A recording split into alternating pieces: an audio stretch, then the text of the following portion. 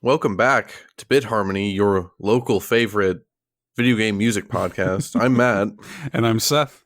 Today we're going to be talking about Mega Man 9.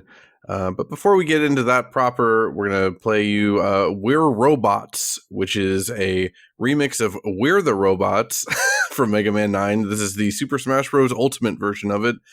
We're going to have a whole lot to dig into on this song after the break, so let's get in there.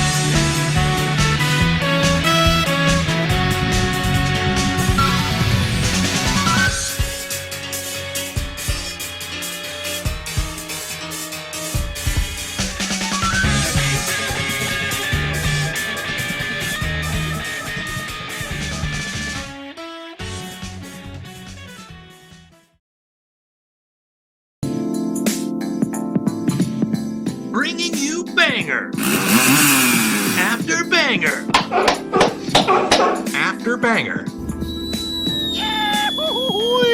after banger after banger after banger after banger. It's your favorite video game music podcast hosted by two big goobers, Bit Harmony. And that was We're Robots. Again, not to be confused with We're the Robots. Very important.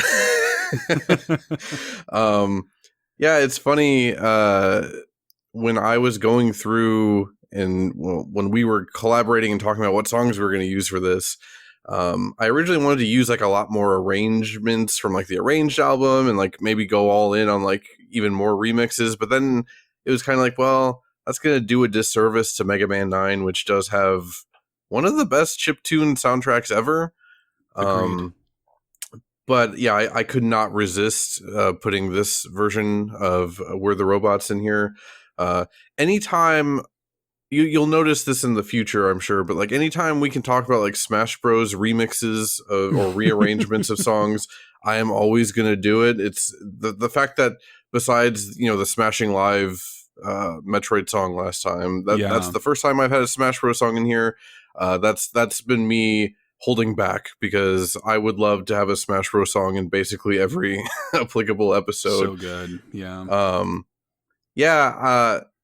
We'll get into our generalities and stuff in a bit, but in regards to this song, for one, when Mega Man was announced in Smash 4, at the reveal trailer at E3 2013, dude, yeah, it was the most excited I've ever been for a video game trailer, period.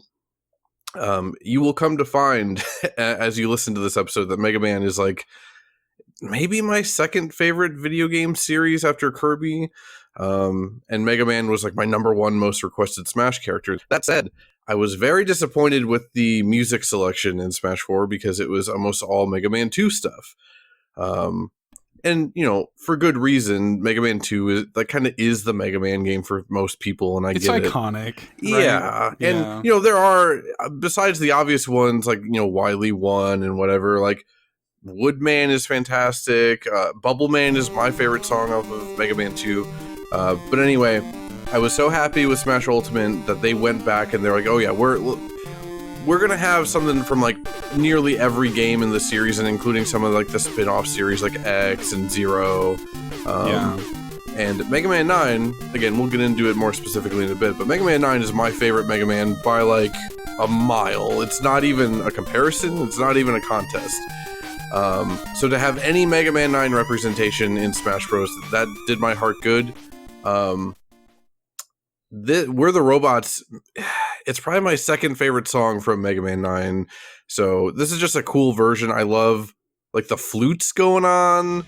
The blend of traditional instruments with like, I don't know, like kind of like a rocky Wily theme is just so cool.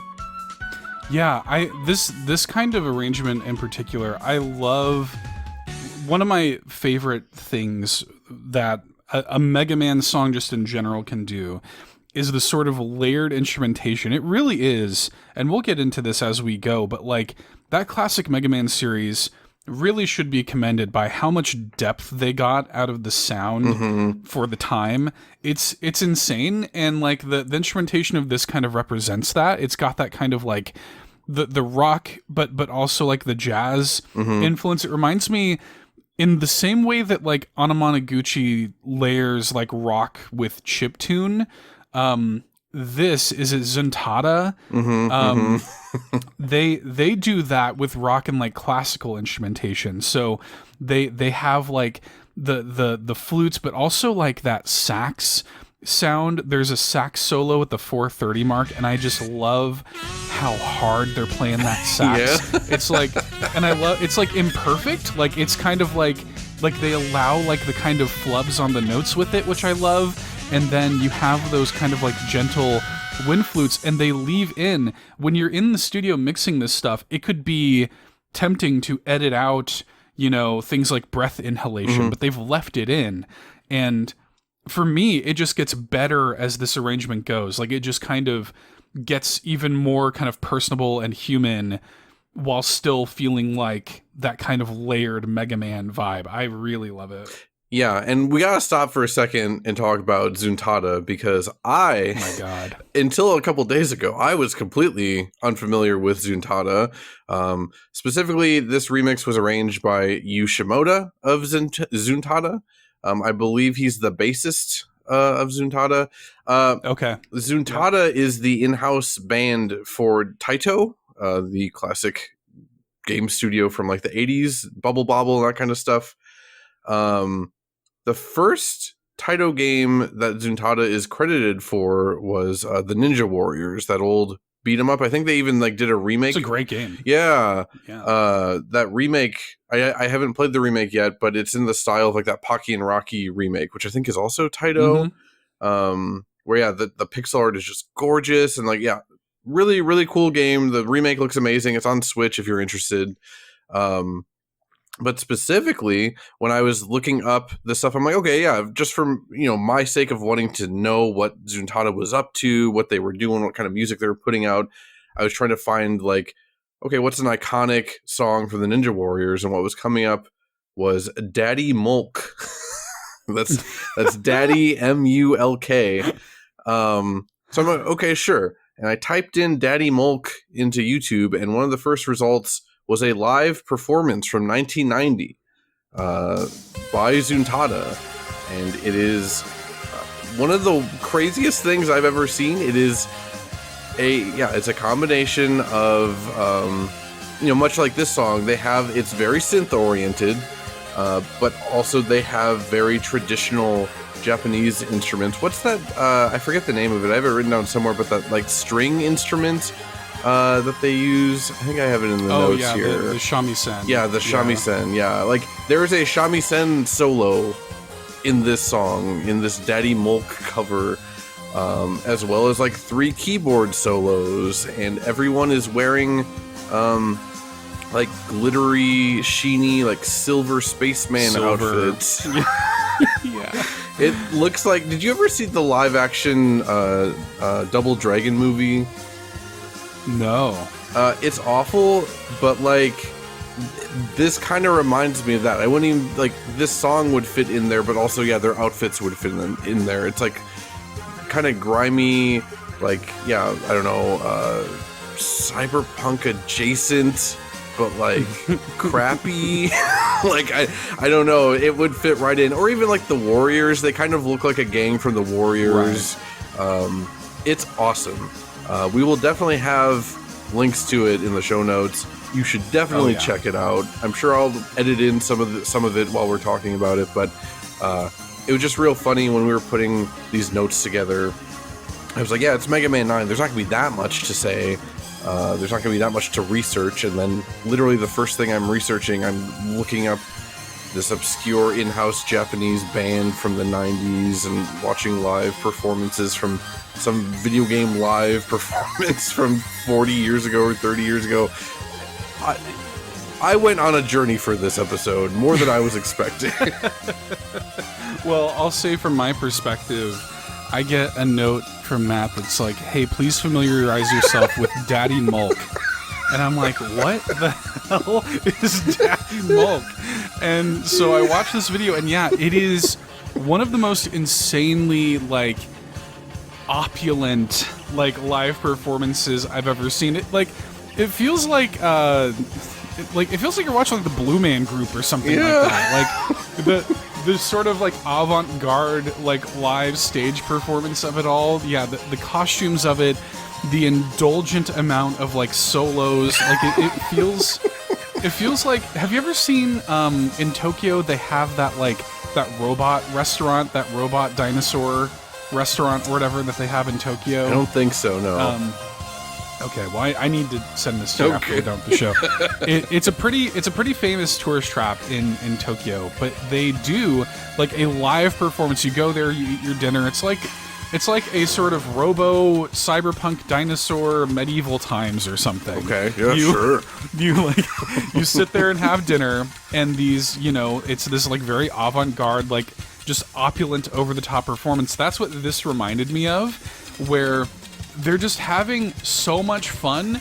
And but it's also it's taken incredibly seriously at the same time.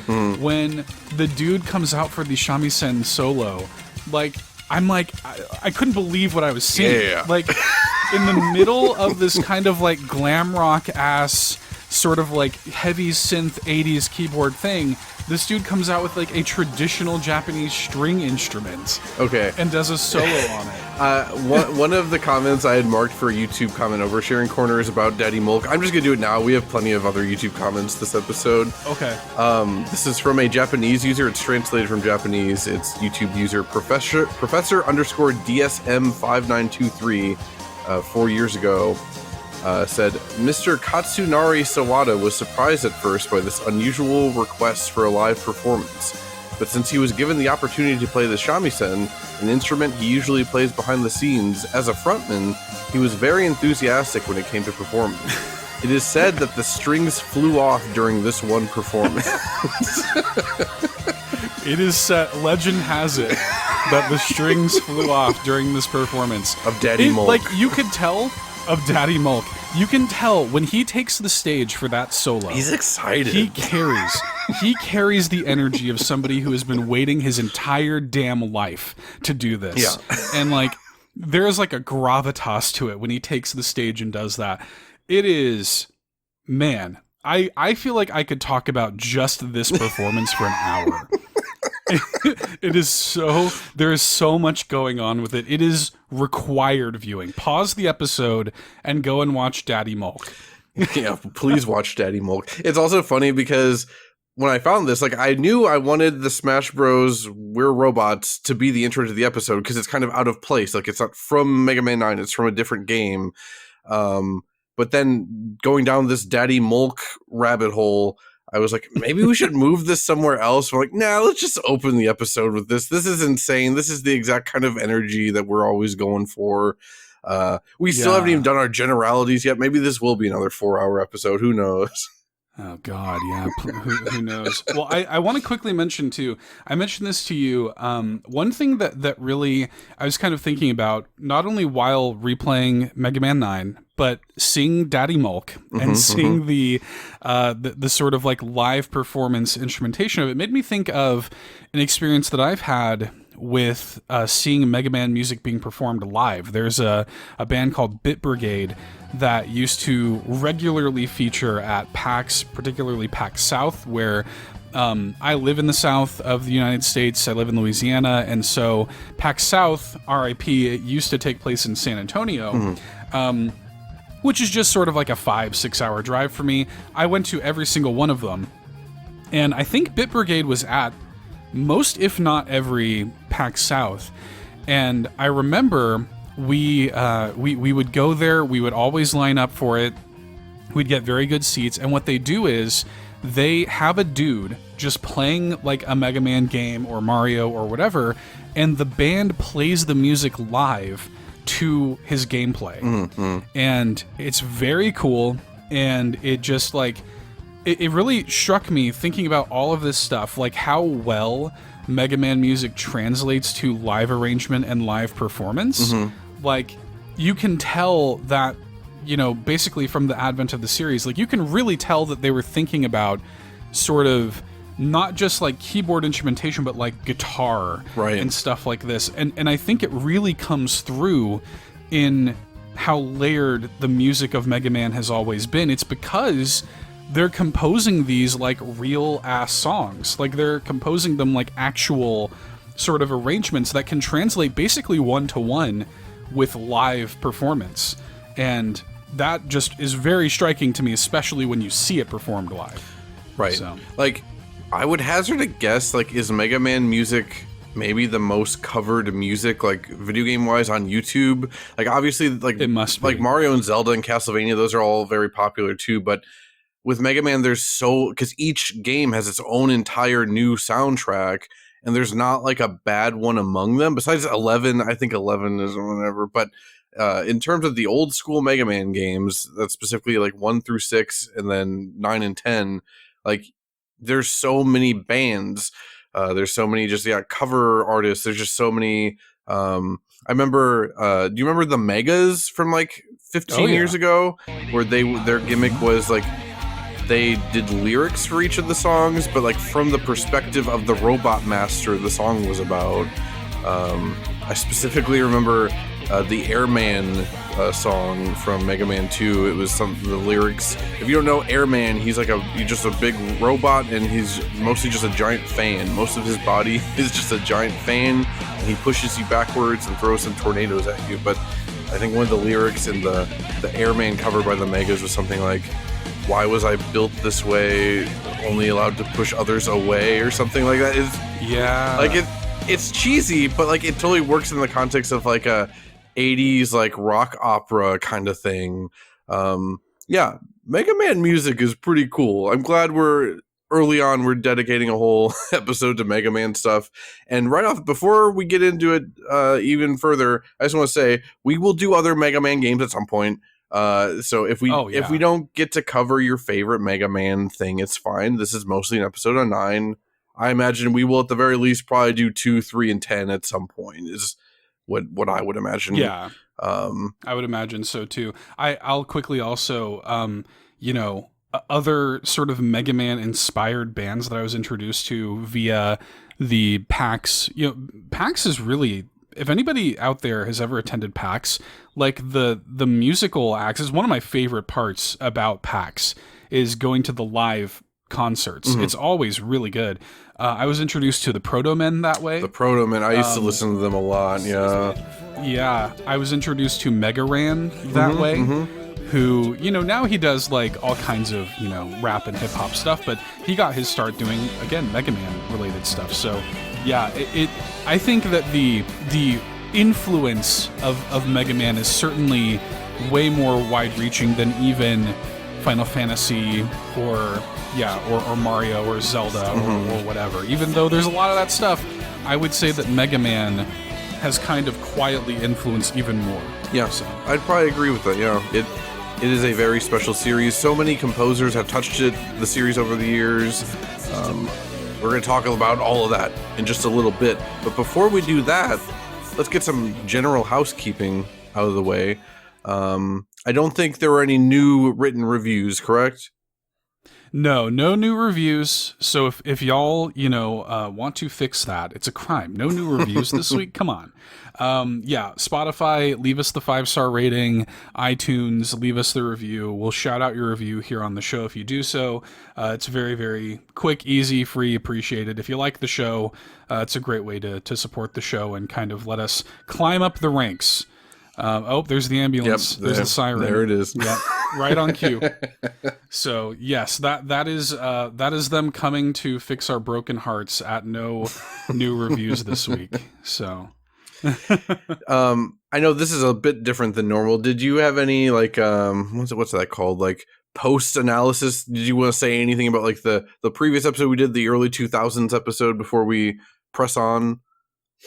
Well, I mean, first of all, it should be said, like, just the editing lift that Matt had to do for that episode does not go unnoticed. That is like a 4-hour episode, and I was very impressed with the way you were able to bring it all together.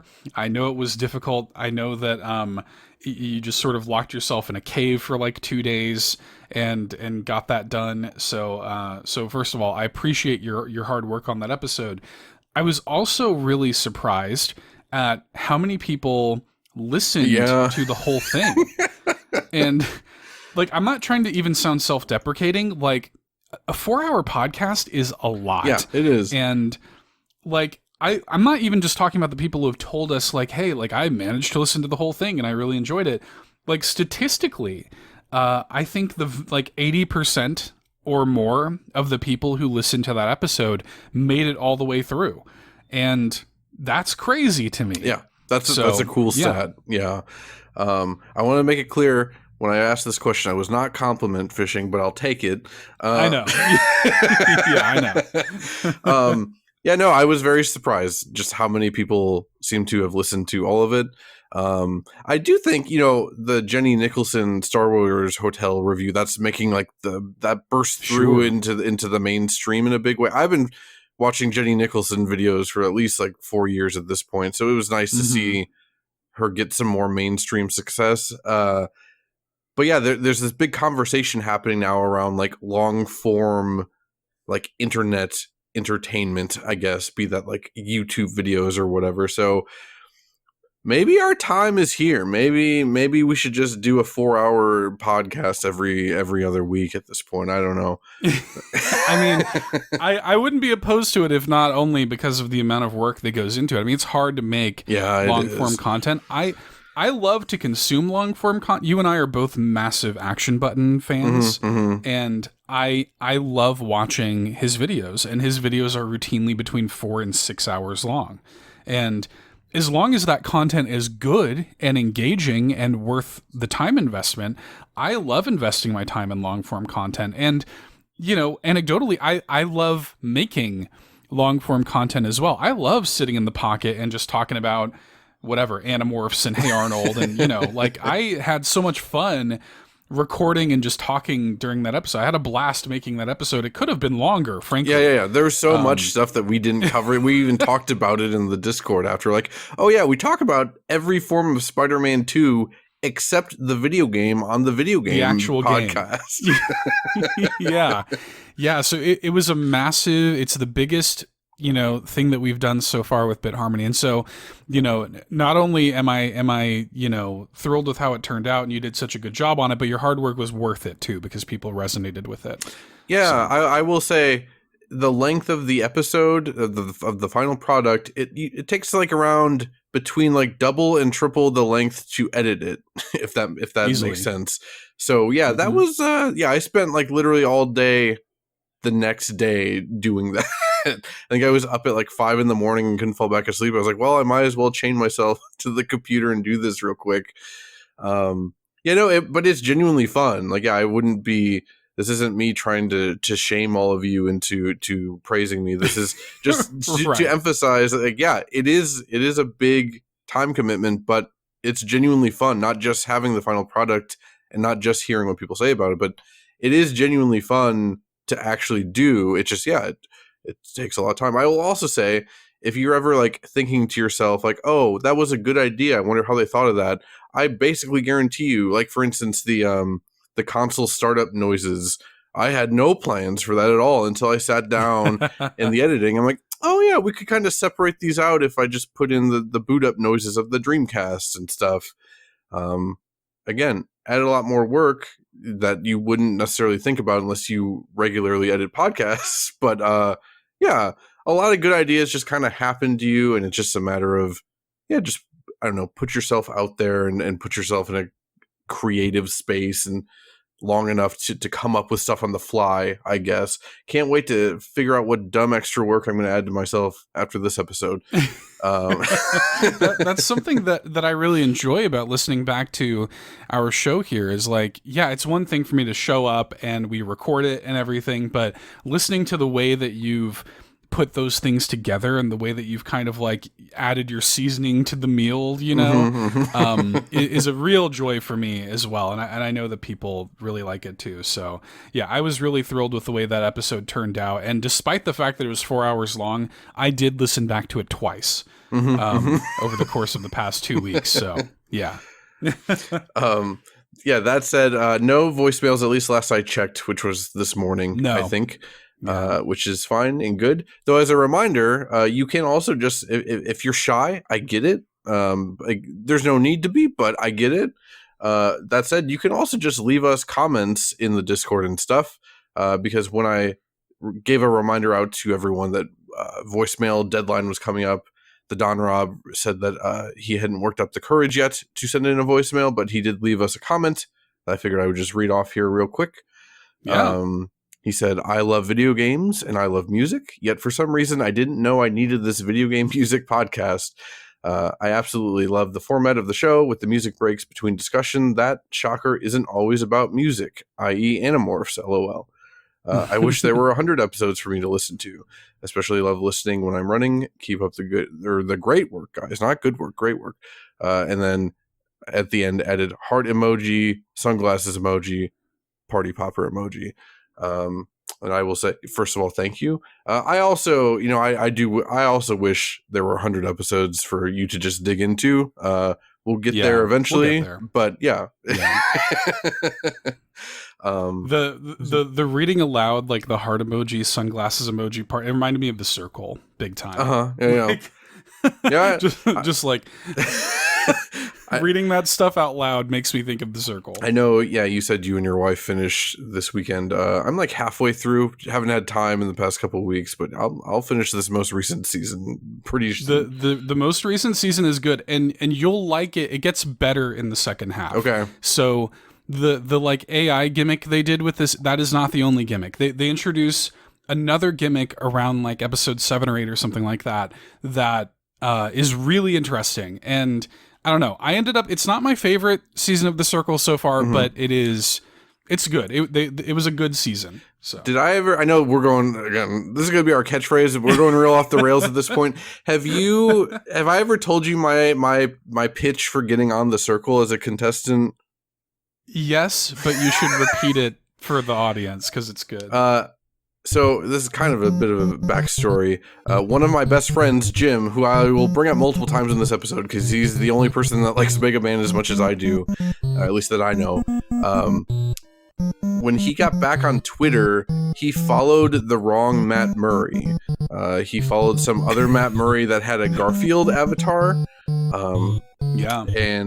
But he did, like, a lot of his tweets do kind of have a similar tone to my tweets, at least back then. I'm much less funny on Twitter since I got married. I feel like that's a thing. When you're happier, you're less funny, is what I've discovered in my life. Right. Yeah, I agree.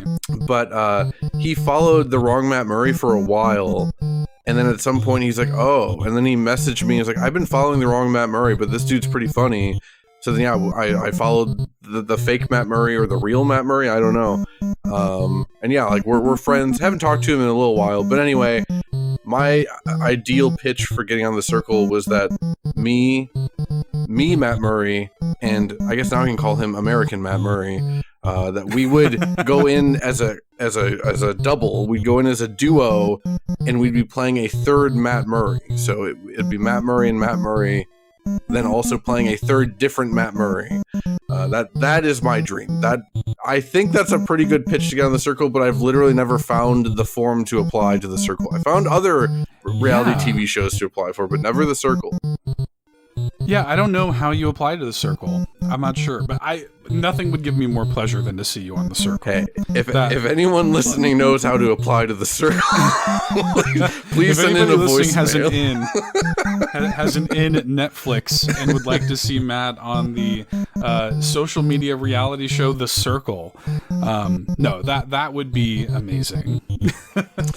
It's genuinely like the only time I've ever thought about trying to get on a TV show is this stupid thing. Whatever. Anyway, let's get on with the actual podcast. We're gonna play for you Thunder Tornado from Mega Man 9, which is the proper name for Tornado Man stage, and we will be right back.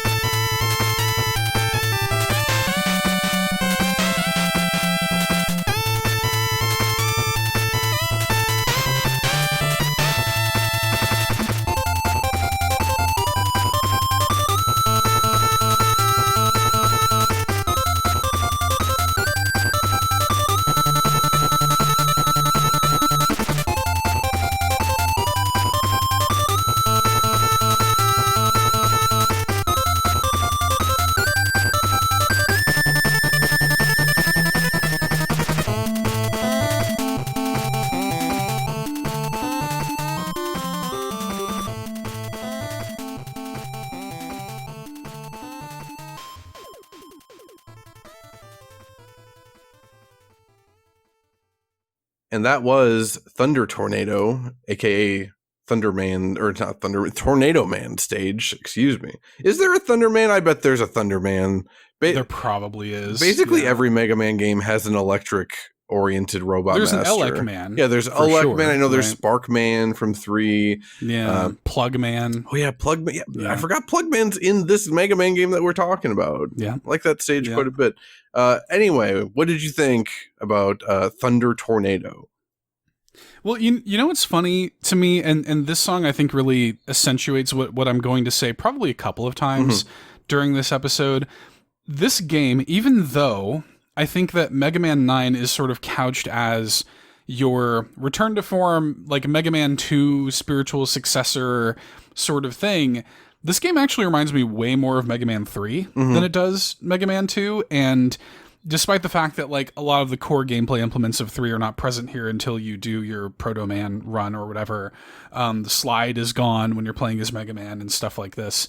But the music in particular is very Mega Man 3 coded to me. There's a lot of minor keys in the music, and also like the Proto Man whistle, sort of motif is in a lot of the songs, including this one. And that to me is kind of the calling card of Mega Man 3. So I actually come into this feeling like it's more of a spiritual successor to Mega Man 3 than it is 2, for me personally. And I just, this song is kind of a perfect example of that. That kind of whistle motif, the harmonies, at the 36-second mark, you have like a really good kind of like harmony going. It's really good stuff. Yeah, the 36-second mark I had marked down as like, that's my favorite part of the whole song. And then also, like, to me, it's funny hearing you say that because, musically, so for one, I think I have this written down somewhere later too, but like, this is couched as like, a return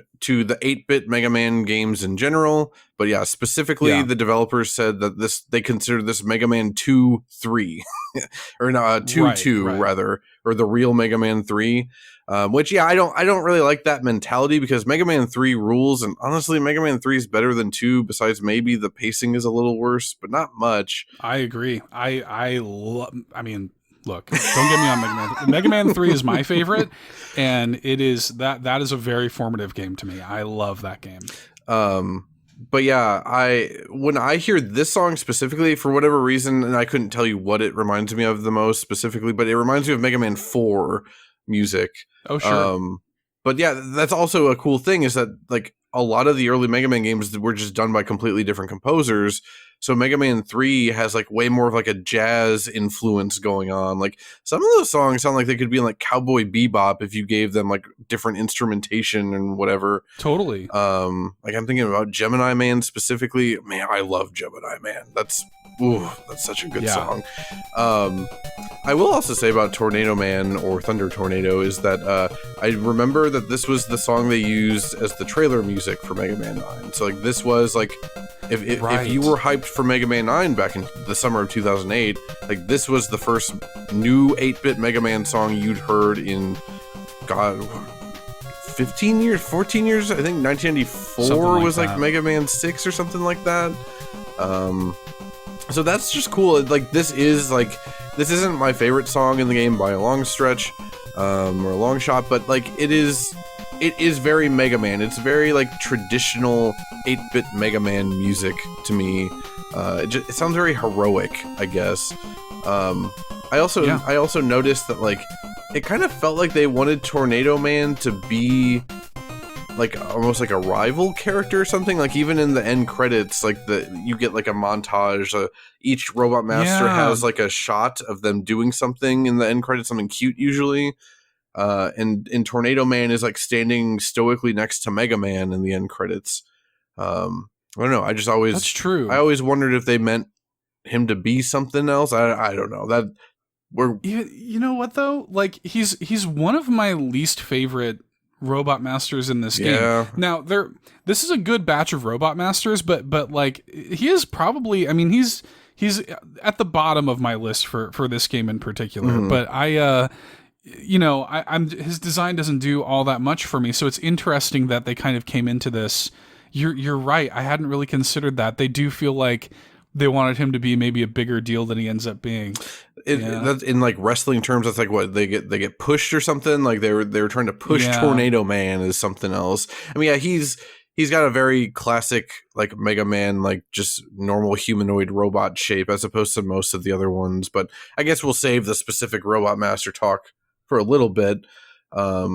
Very briefly, or maybe not so briefly, who knows? I wanted to talk about the original Mega Man game, just like how the series started a little bit. And just, we'll cover the general history of Mega Man real quick before we talk specifically about 9. So Mega Man, also known as Rockman in Japan, was originally released in 1987 for the NES. So Seth and I hadn't even been born yet.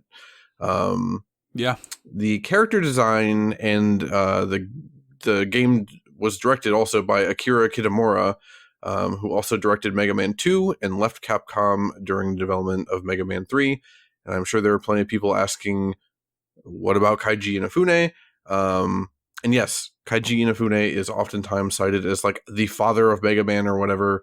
But he himself revealed back in like 2007 that like most of the character design for Mega Man was already done by the time he was on board the project. He did not direct Mega Man 1 or 2. He just kind of he became like the steward of Mega Man, I think, when Akira Kitamura left. Which again, this isn't me trying to trash talk Keiji Inafune. I know some people nowadays really want to. Regardless of your feelings on that, like he was behind a lot of beloved stuff. Like he had his hands. He was important. He was a pretty important figure at Capcom for like 20 years there, and he is the one that pushed for Mega Man 9 and 10 to be made. So I'm not. I know people really love to hate on Mighty Number 9. And whatever. I was going to say, in a post Mighty Number 9 world, he's an easy target, right? Like prior to Mighty Number 9, he was like just this beloved figure. He could do no wrong. And then Mighty Number 9 happened, and he did wrong. And again, that's all it takes. I'm not trying to cover for him either. It did sound like he was up to some like not shady things, but he was definitely, as Kamiya says, Hideki Kamiya, he's more of a businessman than an artist or whatever, which I think that's a fair assessment, but I'm not trying to be rude about it. I think it's fair that he was more of a producer than a director. I think that's fair. Sure. But anyway, I just wanted to bring all that up because it is important to properly credit the original creators of things. And the more people know that, like, Akira Kitamura was the actual, like, father of Mega Man, I think that's pretty important. And obviously Keiji Inafune also does, because he went out of his way to say that, like, a long time ago. Well, yeah, and didn't he basically just like disappear from, like, he didn't even, like, not only did he retire from like Capcom Mega Man, like he retired from like games. Yeah. Didn't he? Like he just kind of fell off the face of the earth. From what I was able to find, he worked on like a couple more things after he left Capcom, and then he left the game industry, which is sad. And it's also interesting that, like, I don't know, Japanese game designers back then kind of just like, it was just like another job for them, like obviously the game industry was way more, I don't know, like hobbyist level than it is now. It's this huge, like, multi-billion-dollar business or whatever. So it just kind of felt like people would just come and go in the industry, right? Like, I forget his name, but the composer for a Gimmick, he worked at Sunsoft for a while, then he just left. He just became a farmer. He's like, oh, I'm leaving. I made a really great NES soundtrack and I'm gone. It's interesting because you can even see that when you look at even like the credits of early video games and Japanese video games and stuff like this, there wasn't this whole notion of like a creative director or like games as art mentality or like an authorship director mentality. Like they would just call themselves planners or whatever, So, we look at games being like, oh yeah, this was the director of that game or the creative lead of that game. But back then they're like, yeah, I'm the planner I'm just the one that is making the plans for this game. So it kind of, I think, illustrates the mentality that people had, in the 80s making early video games. They maybe didn't give themselves enough credit, Right. Well, and speaking of credits, like, it was a company edict from the Capcom that, like, hey, you have to, like, give yourself pseudonyms in the credits so that you can't be, other companies can't come try and find you to hire you. So yeah, you have all kinds like Inafune himself is infamously Enough King in the credits for Mega Man games back then. I think in Mega Man 9 the end credits he's also listed as Enough King for old time's sake, and thought that was very cute and good. But also, speaking of people that aren't credited very often properly, the composer of the original Mega Man game was Manami Matsume, which, there was speaking of long form YouTube videos, there was an H-Bomber guy video back a couple years ago about Tommy Tallarico and all that stuff. And it's funny how often Tommy Tallarico gets brought up on this podcast. Came up on the last one, too. I mean, look, talk about a punching bag. Yeah. Maybe one more deserving to be a punching bag than much more Geiji Inafune. But he kind of, H-Bomber guy kind of dropped a bomb near the end of the video that was like, the whole video kind of turns into talking about like erasing history and how history is written by the people in power and blah, blah, blah. And that, that doesn't just apply to countries and politics, but also just like crediting work and that kind of stuff. And how, I wasn't aware of this, but like the majority of the composers at Capcom back in like the late 80s, early 90s, it was like a team of mostly women. You obviously had Yoko Shimomura, and I guess because of just how prolific Street Fighter was, and she was lucky to get attached to like the Mana series and later on Kingdom Hearts, that she kind of broke through and gained her own notoriety separate from Capcom. But the other ladies weren't so lucky, So yeah, like until a couple of years ago, I wasn't even aware that the composer for Mega Man 1 was a woman. And yeah, that's kind of crappy. That's like just some unwritten history or like very little known history. Like there's this whole squad of women who are making some of the most beloved video game music of all time, and people don't even know who they are really. It's very sad, honestly. The early video game days were not great for accreditation. Right. Did you There's that album that I think I linked it in our group chat. It's a new album called like Giants or something like that. And that album is produced by a company called Brave Wave Productions. And Brave Wave is essentially a long-standing production company made up of people like this. And Manami Matsume is part of Brave Wave Productions. So it is basically this collective of like old classic video game composers who are now under this new production label able to kind of like do their own stuff independently.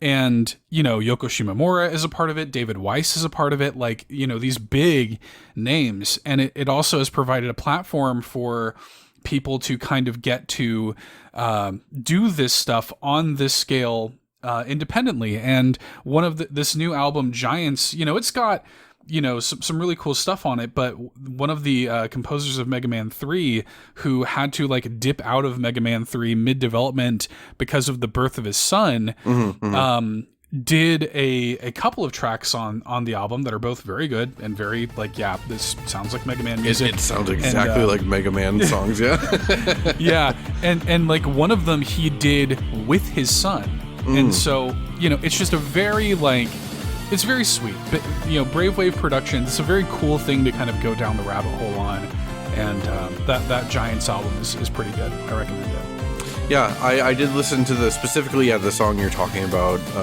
and it sounds exactly like a Mega Man song, and yeah, I'll have to check out the whole album at some point. Also, what's cool in terms of like bringing back former Mega Man composers is that Mega Man 10 did bring back like a lot of them. I don't have the whole list in front of me, but that is including Manami Matsume. She did the Nitro Man stage theme, which I think is one of the better songs in Mega Man 10, at least by my estimation. Might be my favorite one in that game. Yeah, I haven't played 10 all the way through in quite a while. I plan on it soon. I've actually been playing a lot of Mega Man 11 the past couple days out of nowhere.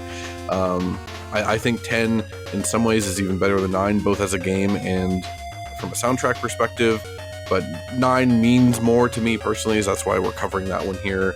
But yeah, check out Mega Man 10 and all the different composers that contributed to that as well. It is a very neat project. And again, I think we're going to do a Mega Man 10 episode at some point on here. That said, back to Mega Man 1 as a game. It is the Mega Man series in general are side-scrolling action platformers where your main verbs are jumping and shooting. The main differentiators at the time is that in the first game, you were able to choose whatever stage order you wanted. And that has been the case for most of the Mega Man games. So in the first game, you have 6 Robot Master stages and then either 3 or 4 Wily stages, probably 4.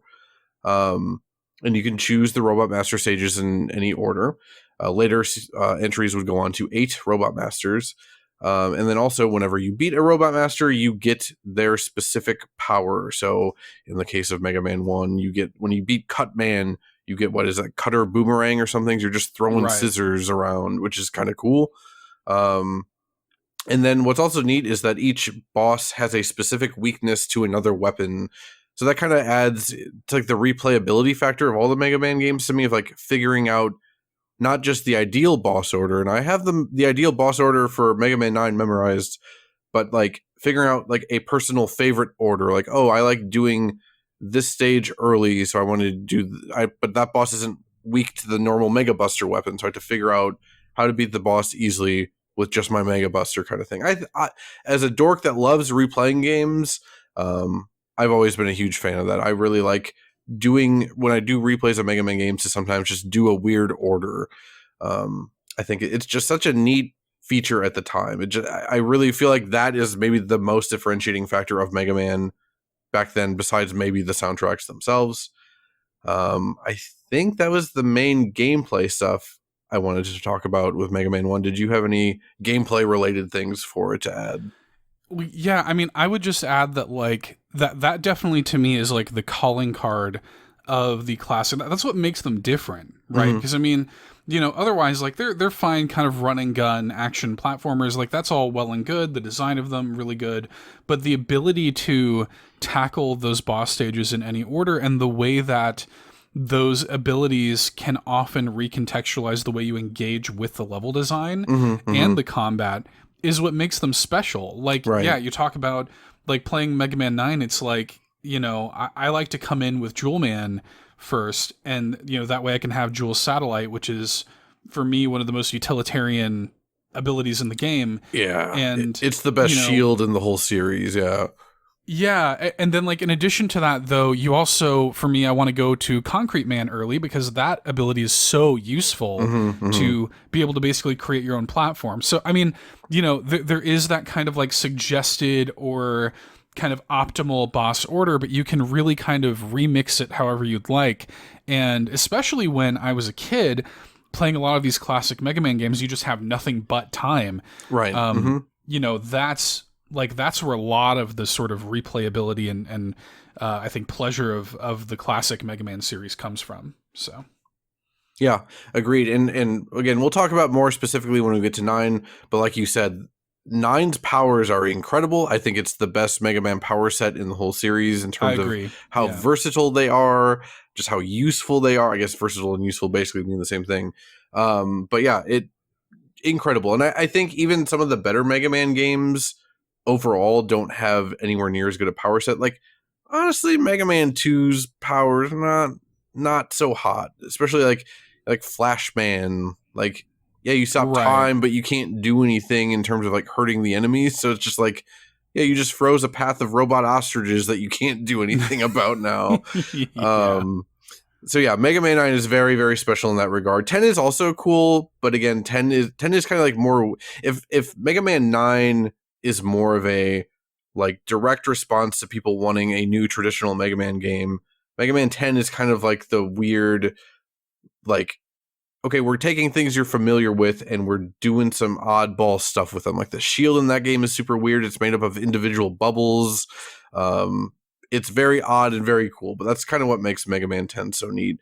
And yeah, otherwise also like Mega Man 7 and 8, I think their biggest sins to me is that they get rid of the being able to choose any Robot Master you want. Because they get broken up into 2 sets of 4 stages. Like, why? Like, what's the point? Yeah. I never understood what the point of that was. We will get into Mega Man rankings after our next break, where I will definitely talk some guff about Mega Man 7 and 8. But yeah, most famously, I don't know if this is apocryphal. I don't think so. I don't think I've ever heard people say that it is, but supposedly Mega Man 1 didn't sell well enough to greenlight a sequel, but the developers believed in it so much that they worked on Mega Man 2 in their spare time, and then it went on to be one of the most beloved NES games, just one of the most beloved games of all time, period. Again, when most people talk about Mega Man, they are specifically talking about Mega Man 2, for better or worse. Again, Mega Man 2 is a fantastic game, but there are better games even on the NES to me. I guess let me go out in order with the notes a bit, but let's take a break. We're going to play Splash Blue, which is Splash Woman stage. That's another thing about Mega Man 9. It was the first one to have a female robot master. We'll talk about that more at some point, I'm sure, for bad reasons and good. But again, we're going to go on a break. This is Splash Blue, Splash Woman stage.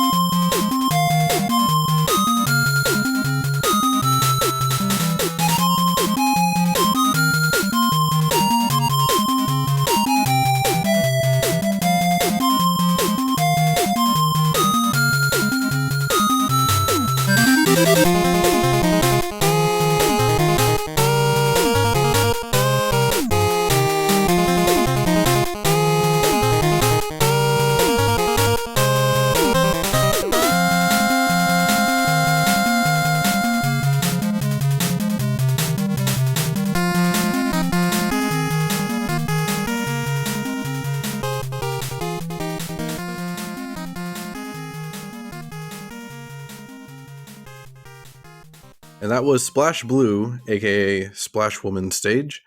Seth, this was one of your must-haves for this episode. What are your thoughts on Splash Blue? Oh yeah, This was so I had like two kind of like must-haves. I can't decide if this one or the other one, which we'll talk about later, are my favorite songs on the OST. But it definitely is in contention.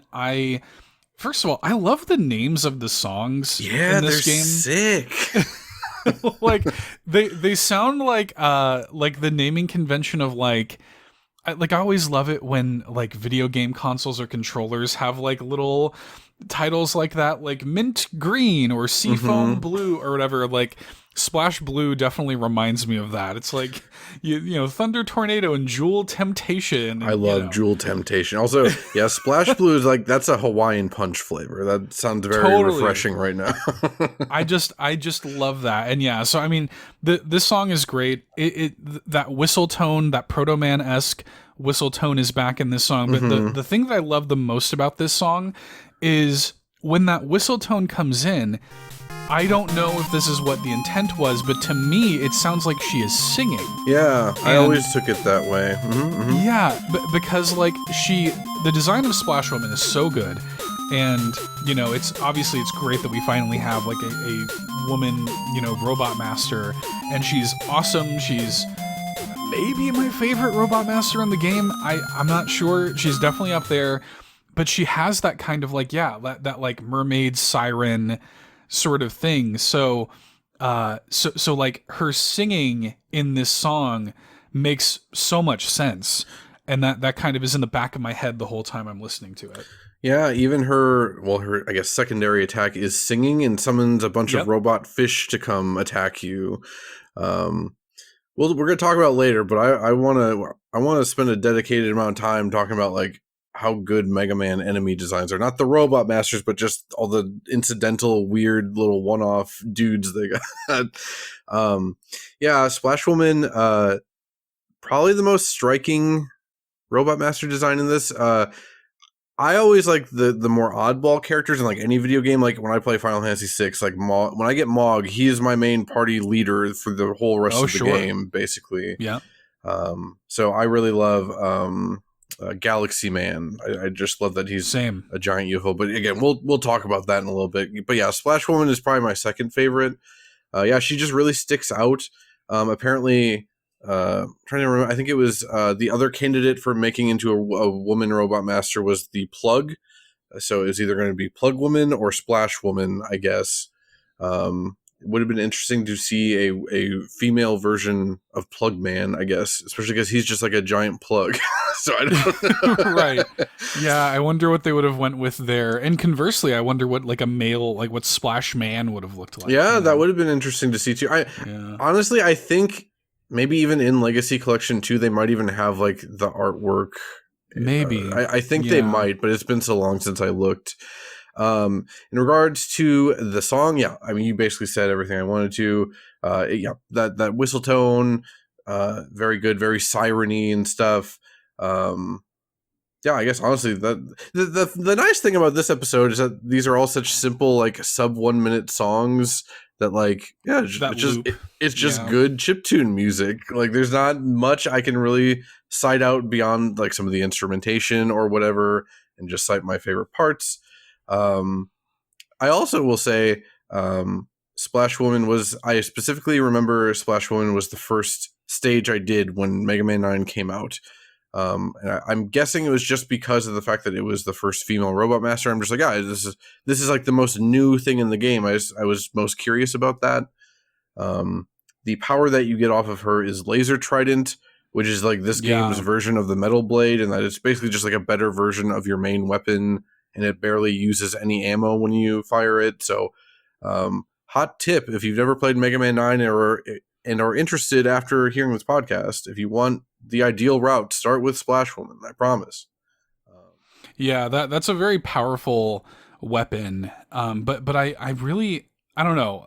Her stage actually is not one of my favorite stages in the game.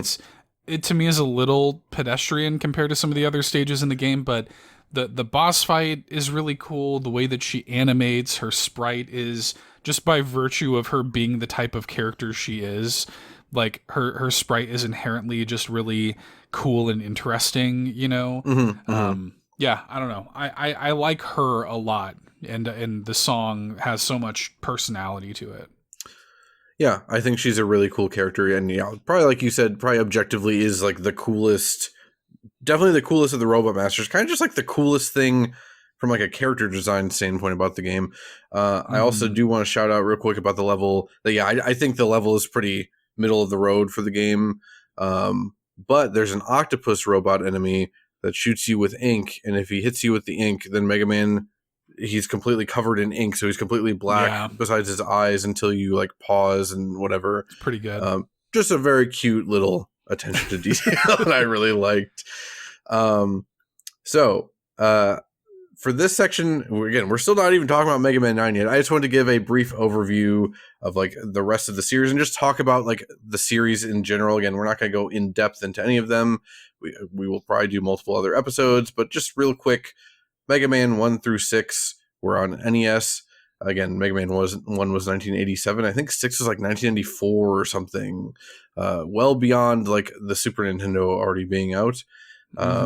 7 was the Super Nintendo entry, which gorgeous sprite work. Not a lot else positive I want to say about it, honestly. 8 was on the PlayStation 1 and Sega Saturn. Also had voice acting and like animated cutscenes. The voice Famously acting, bad voice acting. infamously bad. Dr. Wily or not Dr.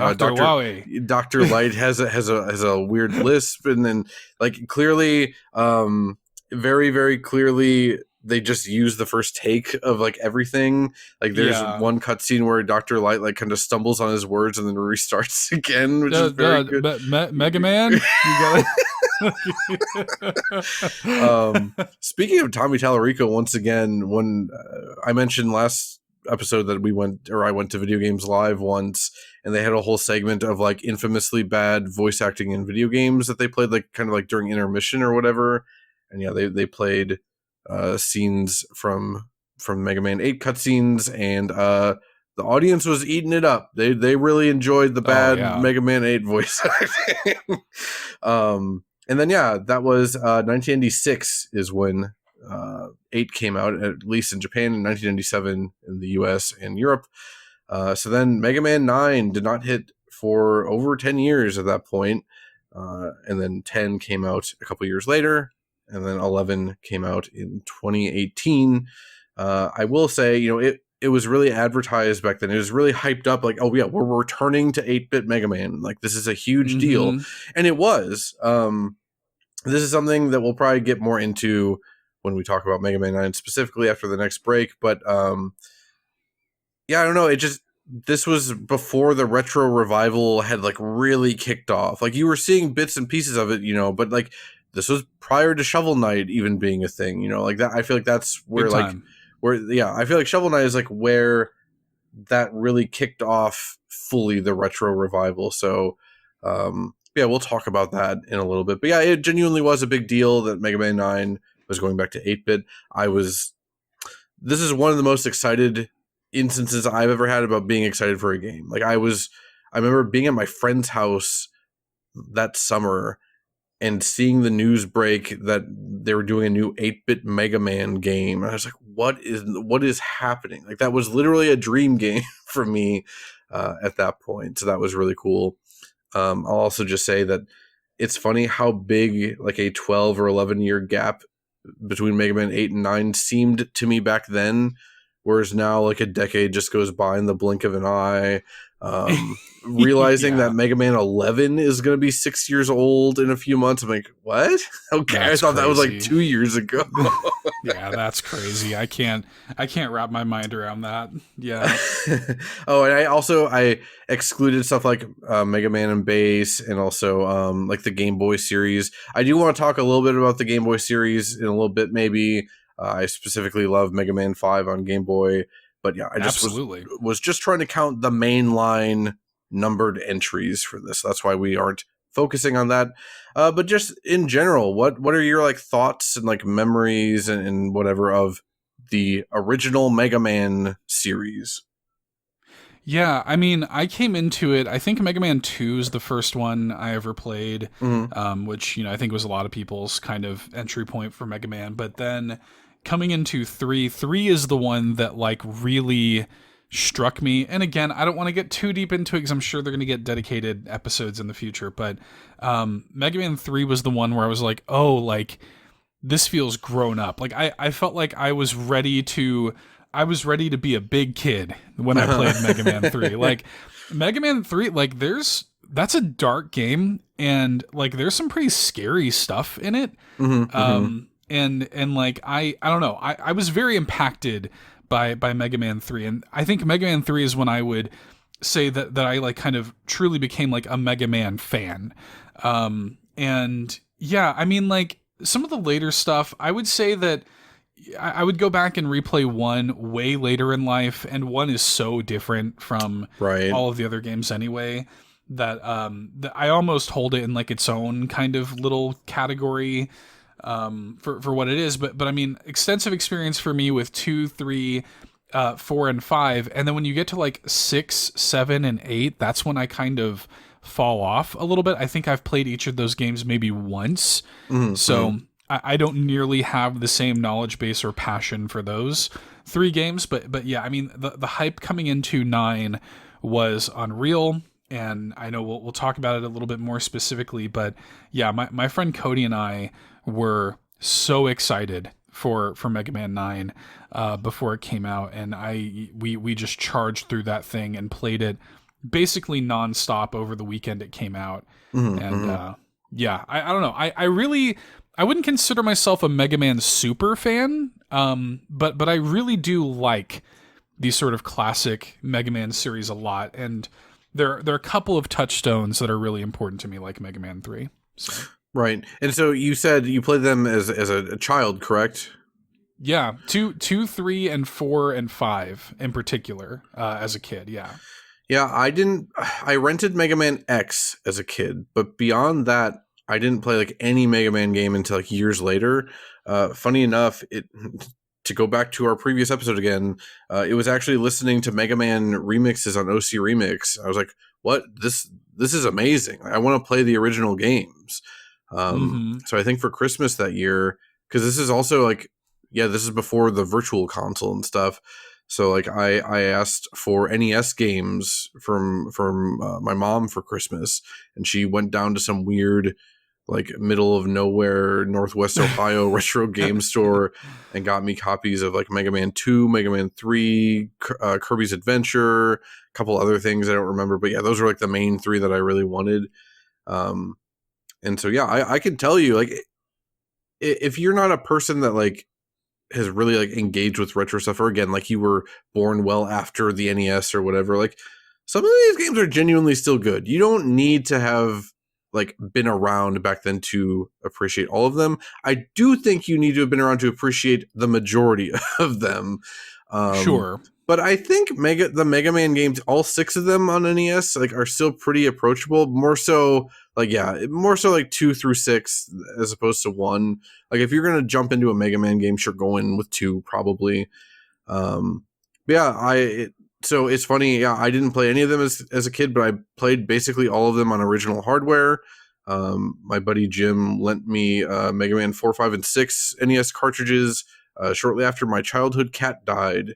I was very sad. So he was like, he did the best thing for me he could, and let's let me play more Mega Man games. So that's, and I will also say I had a whole tier list prepared, but you weren't committed enough to want to give a tier list, which I understand. You haven't. I totally get it. I won't reveal my tier list beyond saying Mega Man 6 is highly underrated. Anyone sleeping on Mega Man 6, I don't think it's as polished as like 4 and 5. I would much rather play 6 than 4 and 5. Interesting. Instead of getting like the Rush adapters, like the coil and the jetpack one, Rush Jet, you actually get like Rush turns into armor for you and Mega Man wears him. I genuinely think like the Rush jetpack puzzles that let you kind of like hover for a brief amount of time, I think that's like maybe the best like platforming challenges in the series. I also like the weird theming of that game of like it's like a Robot Master tournament. That's why there's like Nightman and Centaur Man. The idea of Centaur Man is stupid, and that's why I like it. And like that stage is like ancient Greece themed. Like I don't know. I like how weird Mega Man 6 is. I have to go back to it. I haven't replayed. Like I said, 6, 7, and 8. I think I've played maybe once in my entire life. Whenever my go-to kind of like what is your underrated Mega, like 5 for me seems underrated. Maybe it isn't actually underrated, but that's the one that I feel like I don't hear people talk about enough. I really love 5, and yeah, I guess a little bit of my personal gaming history is like when I was growing up, my kind of early gaming was just hand-me-downs from my uncle. So when I started playing games, it was playing my uncle's NES, and I didn't get my own like dedicated like this is mine until like Game Boy and Nintendo 64 were the first video game consoles I had that were my own. So I was playing a lot of stuff like way later than after it came out, but I had no idea that it wasn't brand new. Right. You know? So I'm playing this stuff thinking it's like contemporary, and I'm like, it's just video games to me. I didn't care. Right. You know, but yeah, I mean, I remember the thing about playing Mega Man games in particular on original hardware, and really just there's something about like having that just square plastic controller in your hand, just I still, to this day, like, I love the way it feels. Like, there's a little bit of like a give to the controller when you're holding it. Like, I feel like I can really kind of immerse myself in playing classic Mega Man games and, like, you know, Mario and stuff like this on original hardware. There's just something about it that still for me completely holds up. So yeah, I don't know. I'm not like, I feel ill prepared to step to you with my tier list, but you know, I have my favorites and stuff like this, but I feel I feel like I'm entering the arena with a seasoned vet. You know, I wouldn't go that far. I will say, and I will talk about it with Mega Man 9. You know, like all the in-game challenges and stuff, like the what the achievements and trophies are based off of. I did all of them except for beat the game without taking damage, and I attempted that many times and reached the final boss many times. Just never pulled it off. I will also say I loved playing the game on Mega Man 9, specifically on WiiWare, because of just turning the Wii remote on its side to emulate like the NES controller feel. I know like it's a different shape and I know a different weight and stuff, so it's not the exact same, but still it is a pretty good simulation of a old school D-pad and 2-button controller with a similar horizontal feel to it. So yeah, that was my spiel. Oh, I mentioned Mega Man 11 earlier. I really liked Mega Man 11 when it came out. I think I like it even more now. Besides the music, I do think the music is just it's underwhelming. Yeah. But from a gameplay standpoint, and especially from like a design standpoint of how cool the powers are, Mega Man 11 is cooler than basically any of the games in the series besides like 9 and 10. I know it gets pretty cheap nowadays, I'm sure. It's a Capcom game and it's been out for like 6 years. So if you're really wanting to scratch that Mega Man itch and haven't gotten around to 11 yet, I feel like some diehard Mega Man fans don't like it. Again, I know my buddy Jim, he loves Mega Man, especially 9 and 10, and he did not like 11. I really loved 11, and yeah, playing it this past week, like I genuinely like want to get back to it. I own the physical Switch version, but also the digital PlayStation version. I think I bought the physical Switch version just for the specific Mega Man amiibo back then. Oh yeah, same. Yeah. Which is way cooler than the Smash amiibo, by the way. So I kind of want to download it on PlayStation again just for trophies, and I kind of want to go for the Platinum Trophy in Mega Man 11. But I think that's all I wanted to say about the series at large. Is there anything you had to add? No, yeah, I mean, yeah, I guess we don't need to get into our formal rankings, I suppose, but I am a little bit curious. I mean, I want to know, because you've said that 9 is your favorite. Mm-hmm. I would love to just know, like, at least like your second and third favorites. You know, yeah, like a little taste. Sure, I'll give you my S and A tier. How about that? I mean, Okay. that's kind of the majority. Yeah, 9 is number 1. 10 is number 2. Like, it's not even like particularly close.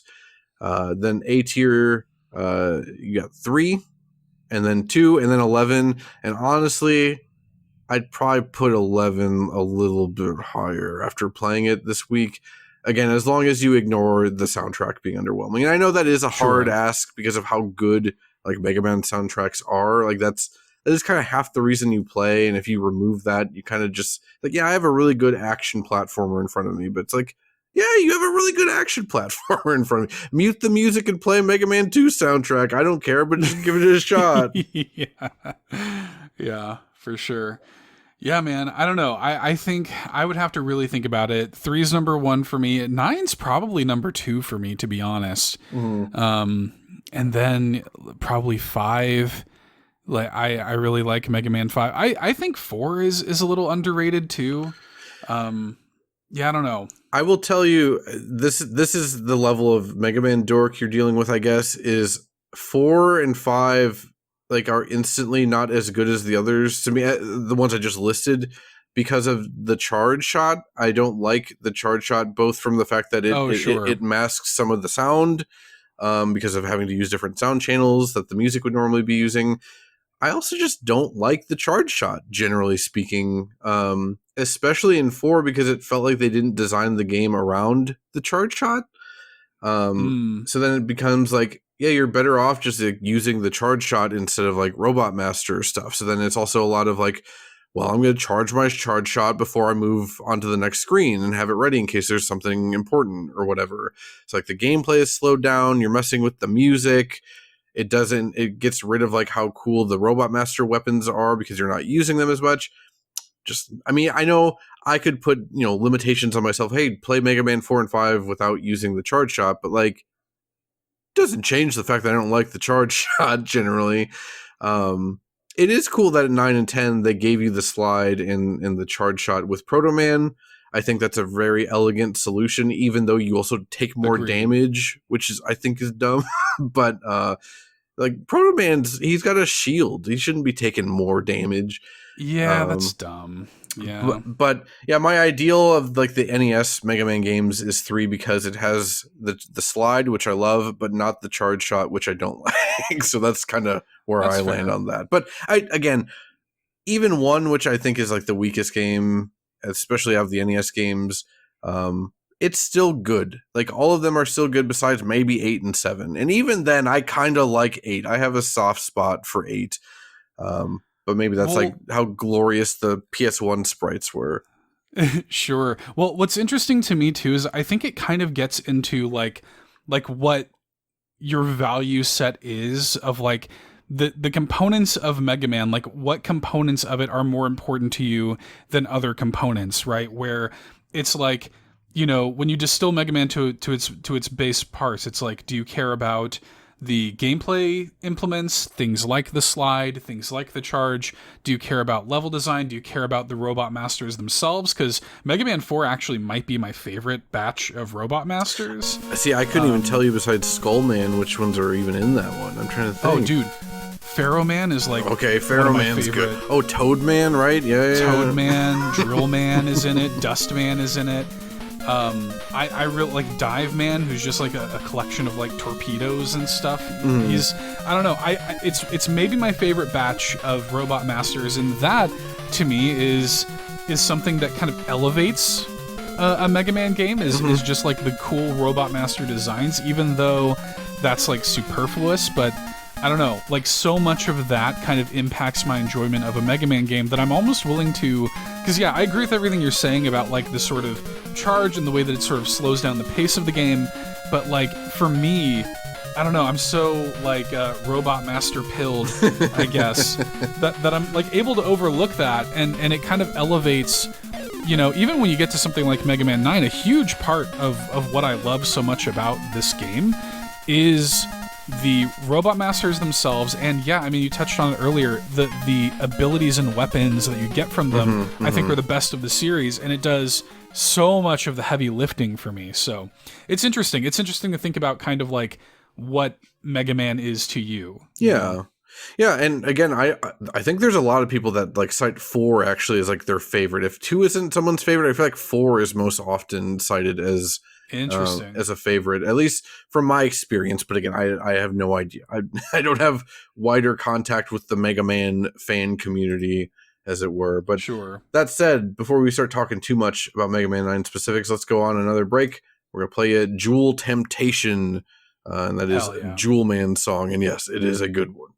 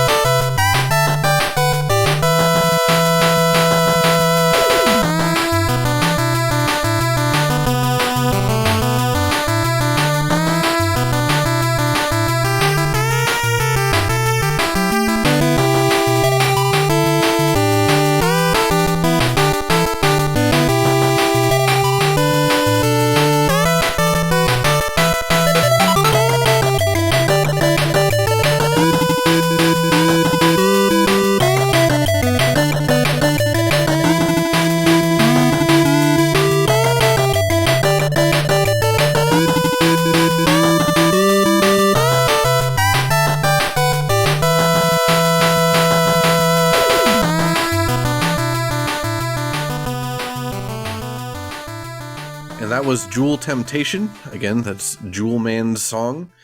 Jewel Man is a robot master. He just has like a giant jewel sticking out of his head. There's nothing.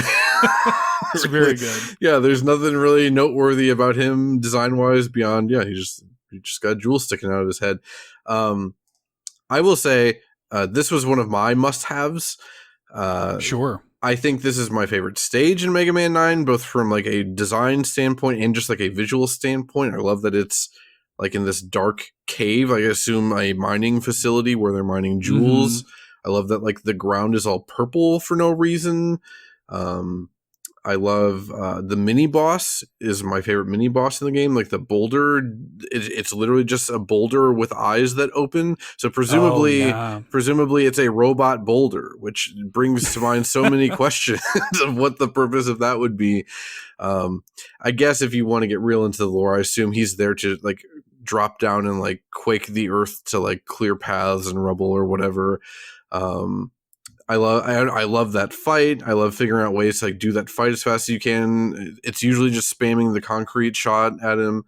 It turns out most Mega Man 9 mini boss fights, if you can spam concrete shot, you should just do that. Yeah. I love like you said earlier, Jewel Shield is so Mega Man games have like I don't know. There's every game kind of has like a similar overall power set, or most types. of them. Yeah, types. Like every game has a shield, or most of the games have a shield. And but what's neat is that they look different and they always function like a little bit differently. And yeah, Jewel Man's is hands down the best shield in the entire series. Like it's not even close. It's literally just like you are surrounded by jewels and you become like basically indestructible to any weaker enemy. And most shields will like go away when they hit something, as long as like the jewel shield is actually killing the enemy. I think it does not go away until you throw it. Right. It is an incredible power. Like Plugman stage, you can just basically walk through that whole stage with Jewel Man's shield on, and it makes it a lot easier. But yeah, in terms of the song, it's also probably my favorite song in the game. I don't really have too many notes aside from 22 seconds in it. There's so many like bubbly little bursts happening. I don't know how else to explain it, but it brings to mind not just like the look of the level, kinda, but also like I love the swinging pendulum platforms that you have to walk back and forth on. Like you have to build up momentum so they swing further and further. And then you have to, it gives you the horizontal distance you need to be able to get to the next platform or whatever. Something about those bubbly bursts at 22 seconds is very like, it just makes me think of the swinging pendulums. But maybe it's just because I've played this game like 50 times in my life. And I just hearing the song brings to mind everything I love about Jewel Man's stage. Yeah, I have a note about the 22-second mark as well. Although what it makes me think of is because, the vibe of that stage is sort of like this, like gem mining sort of vibe. It made me think of, because there are these little like punchy little undertones that come in, right? It made me think of like kind of controlled explosions or something. Okay, yeah. And that was kind of the vibe I got. But otherwise, it's this kind of like 80s glam rock. I visualize it kind of being played on like a keytar, There's on the arranged version, which I'll have to remind myself to put the arranged version beneath us for maybe this whole segment, but there's like these voices that do like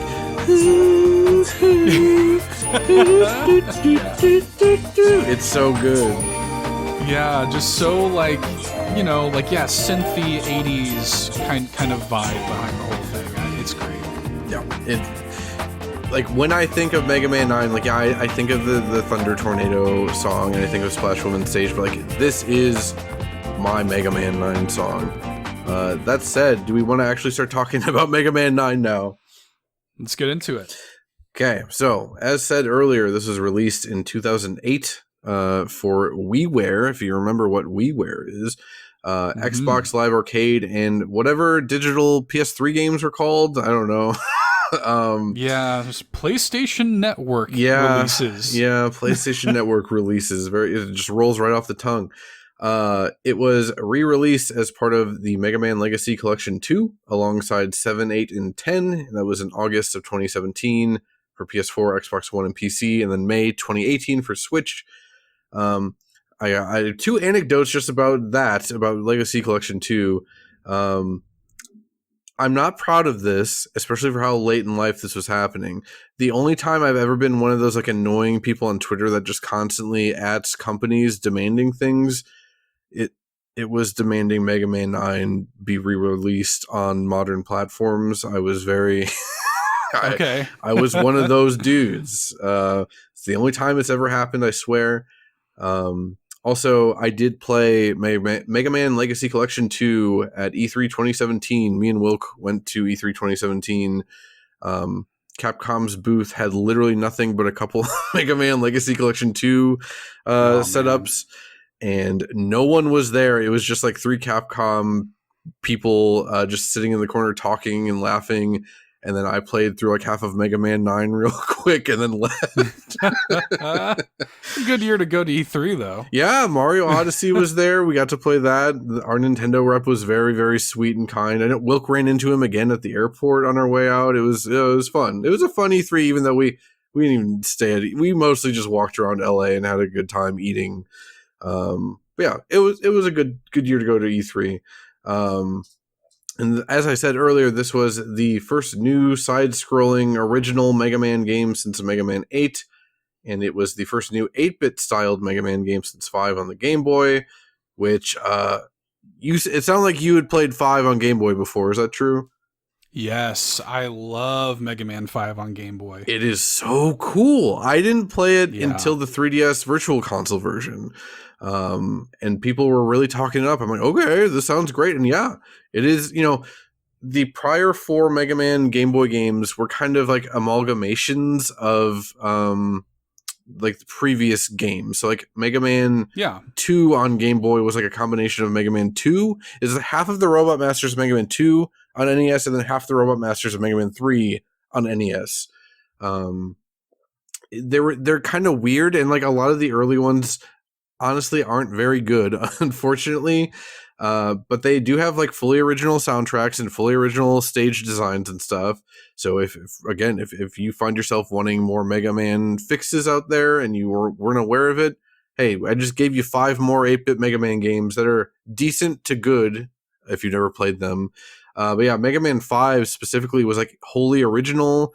They used like the Robot Masters. They're not even called Robot Masters. I forget what they're called, but they're all named after different planets in our solar system. They're like, is it Star Droids? That sounds cool. If it's not, it should be. Yeah, it's something like that. What a game. It is probably the best Game Boy soundtrack for my money. It's either that or like a Pokemon game for me, but yeah, I specifically have in my notes that I want to add Mercury's theme beneath us talking about it. But the whole soundtrack, it's awesome. It's, again, you don't need to check out every Mega Man Game Boy game, but I would implore you, if you love Mega Man or are interested in Mega Man and you want more games to check out and you've never played Mega Man 5 Game Boy, please check out Mega Man 5 Game Boy. And then if you like that one a lot, you can maybe check out some of the others. I'll also say real quick, Hardman is in Mega Man 2 Game Boy, I think, and his stage music on the Game Boy game is way cooler than his NES theme.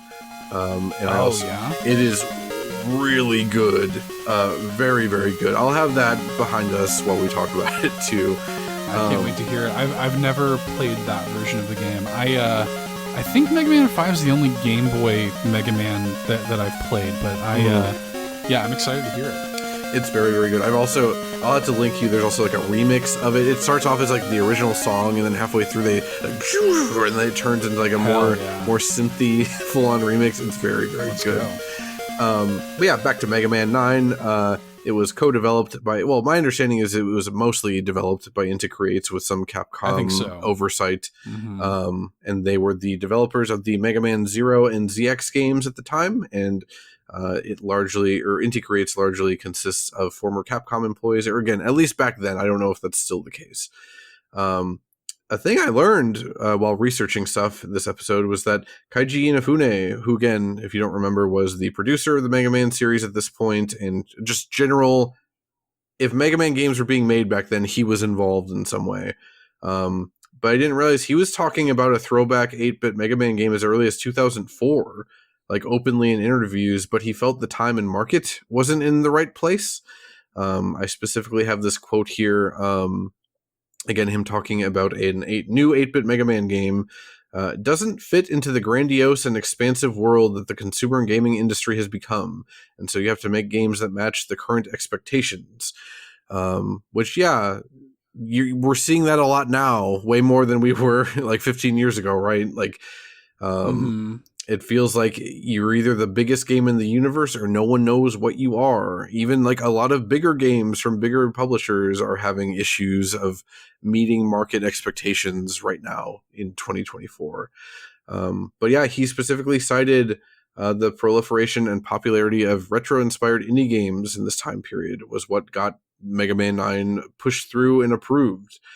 And yeah, like I said earlier, this was kind of like, Mega Man 9 was kind of like the spearhead of the retro revival, because this was like the first one that was coming from a bigger publisher, like from Capcom. Like, we're doing a new Mega Man 9, in the 8-bit style. And you're still seeing this nowadays and stuff. Like, again, Streets of Rage 4, one of my favorite games of all time, but it doesn't feel like Sega was basically involved with that at all. I don't know if that's true, but it certainly doesn't feel like it.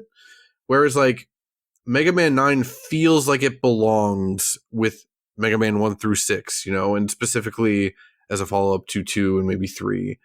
Whereas like Streets of Rage 4 is just its own thing, and it's incredible, but it doesn't really feel like in the same family in the same way, if that makes sense. I don't know if you agree with that.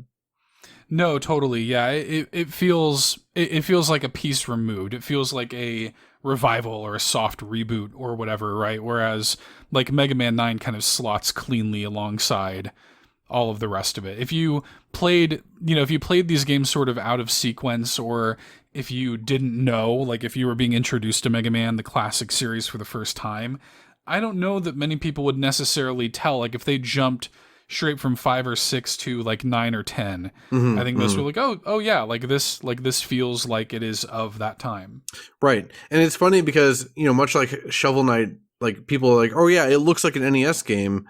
It doesn't really. It looks like what your memories think NES games look like. Right. Mega Man 9, visually at least, I feel like is very, very, very on point with its NES inspiration, but specifically like its level design mechanics and its music. Like, yeah, there's stuff going on here that just wouldn't be possible on the NES. But I really like that about it. I like that it like they're trying to stay true to the spirit of the NES games. And again, they're succeeding in all ways, but they're still kind of sneaking in ways. Like, I talked about like the pendulum platforms in Jewel Man stage. You wouldn't have seen anything like that on NES, or at least not as smooth as it is. Sure. It's really neat. I know that I saw lots of quotes. I just gave up. There were too many quotes about like the things they were citing is like, this was possible now, but it wasn't possible then. And like, how do we like reconcile with that? Like, like what's our excuse for putting this in when it didn't fit the NES, but not this? It sounds like it was a very interesting project to work on in that regard of figuring out what they could get away with. Well, in terms of remaining in the spirit of the 8-bit Mega Man games. I have written down here that the soundtrack was composed by Ippo Yamada, Ryu Kawakami, Yu Shimoda, and Hiroki Isogai. From what I could see, Ippo Yamada was specifically the composer on like all the Zero games, the ZX games, basically anything Mega Man in this time period that Integrates was doing, he was the composer of. He'd even worked on one of the NES Mega Man games. I don't remember which one. It might have even been Mega Man X or something. And then the other 3 were more like junior composers. So I couldn't really find that much that he was saying about the soundtrack beyond, again, the technical aspects of like figuring out what they could get away with and remaining in spirit with Mega Man. And I couldn't find anything about any of the other 3. But yeah. the game was a throwback beyond just the audio and visuals, because as I mentioned earlier, Mega Man 7 and 8, they gated you with 4 Robot Masters at a time, and Mega Man 9 and 10 and 11 go back to just giving you all 8. Again, don't understand why that was ever taken away from us. It's a very, very stupid decision that makes me never, ever want to replay Mega Man 7 and 8. But anyway, did you play Mega Man 9 when it was new? I had that in the notes. I know you already answered that you and your friend Cody blasted through it in a weekend. Yeah. But clearly that also answers my next question of, were you excited for it? Oh, dude. Yeah. we were both very excited for it. It's funny because it kind of, I don't know, 2008, kind of 2007 and 2008 is a really interesting kind of pocket of my life personally, because that was when I sort of got my first real job. Like, I was kind of established at my first real job working at GameStop, and I had my own kind of like disposable income and stuff. I was still living at home with my parents and stuff like that. Right, that's that sweet spot where you have like unlimited money basically, even on like a minimum wage job. Yeah. Oh, dude, yeah. I wish I had saved even any of that money at all, because I had more money than I knew what to do with. I mean, literally, I was paying for my phone bill and my gas to get to and from work, and that was it. So, like, we would just, I remember I went over to his house when Mega Man 9 came out, and we were both so excited for it. We played it. We were both massive fans of the Wii, and 2007, 2008 is also kind of when, even though Mega Man 9 is not an indie game, because it was on WiiWare, it sort of felt like an indie game kind of space, I guess. So in the same breath as I'm playing stuff like Castle Crashers and Braid and stuff like this, where those games kind of felt like, like indie games, you know, like I can get essentially full game experiences that I can download.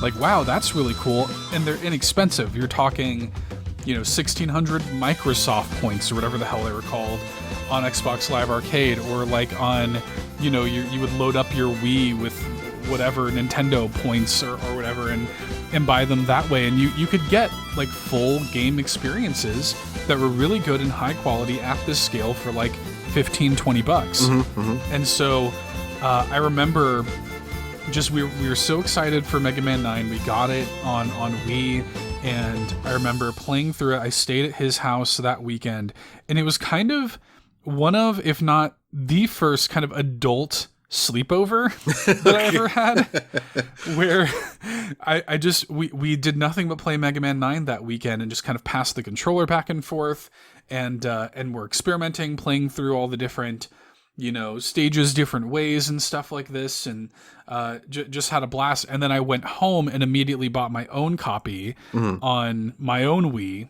and and played a bunch of it there too. So yeah, it's a very kind of precious memory I have of kind of like, doing some weird adult sleepover with my friend as we were kind of in that nascent stage of kind of transitioning from being a teenager into a working adult. Right. Yeah, it's funny. I don't have that for Mega Man 9 specifically, but just a couple months later, in later 2008, when World of Goo came out on WiiWare, me and like 3 friends stayed up literally all night. We started playing like Friday night and then into like Saturday morning, and we were like, we just stayed up it's 7 a.m. Hey, do you want to go get breakfast at George Webb's? I don't know if George Webb's is popular outside of Wisconsin. I've never heard of it. It's a great breakfast place. Well, I say great, it's probably not that great, but I think it was a cut above like Waffle House and whatever. And then we realized the mistake we'd made, and then we went and we ate George Webb's. It was very good. I remember specifically a lot of my online friends who also obviously were gamers based on my interests, and it felt like an event when Mega Man 9 came out. Like, I remember like being in IM chats on AIM and talking about like, which Robot Master are you going after first? I remember my one friend couldn't beat Galaxy Man stage, which, to be fair, I think that is kind of like there's a lot of instant death on Galaxy Man stage. A lot of pits, sure. A lot of dumb little UFOs that will just knock you midair and then send you spiraling down into the pits. A lot of helicopter robots with arms grabbing you and dragging you into spikes. It's funny. It sounds like we're describing hell, basically, but but that's also the thing about Mega Man games that we didn't actually really touch on is that, like, yeah, they're designed to be pretty hard. Like, yeah, the vast majority of them. It's funny. Mega Man 2 is the most beloved, and if you play that on like normal mode on the English version, you're basically playing easy mode. And yeah, all the other ones, they were not nearly as forgiving as the default mode of the English Mega Man 2. Although I do think it's really overblown. Yes, how hard they are. It's much like Dark Souls. Like Totally. It's not that big of a deal. Yeah. If you are I mean, they're difficult in the way that like every game was back then. You know, like you know, I would say that the average Mega Man game is more challenging than the average like Mario game, but that was just like a kind of game design philosophy back then. I think a lot of people get really, when you transition from like coin-op arcade where those games were designed to take your money, and you bring those to the kind of like home entertainment medium, there was a bit of a stopgap there before people kind of like started to realize that, oh, like we don't need to design things as challenging as we used to. Right. And Mega Man kind of retains a lot of that kind of classic coin-op arcade flavor in a lot of ways. And I think that's totally, like, that's part of what I like about it. And it's also the kind of thing, I would encourage people, if you've never played Mega Man, don't let the sort of difficulty discourse turn you off from it, because when you start to learn the stage layouts and you start to learn enemy placement, like, it does feel like putting on an old leather jacket or something. Like, I am so familiar with Mega Man 3 and even this, like, I hadn't played Mega Man 9 in years, but replaying this for this episode, like, yeah, I played through it in like 45 minutes or something like that.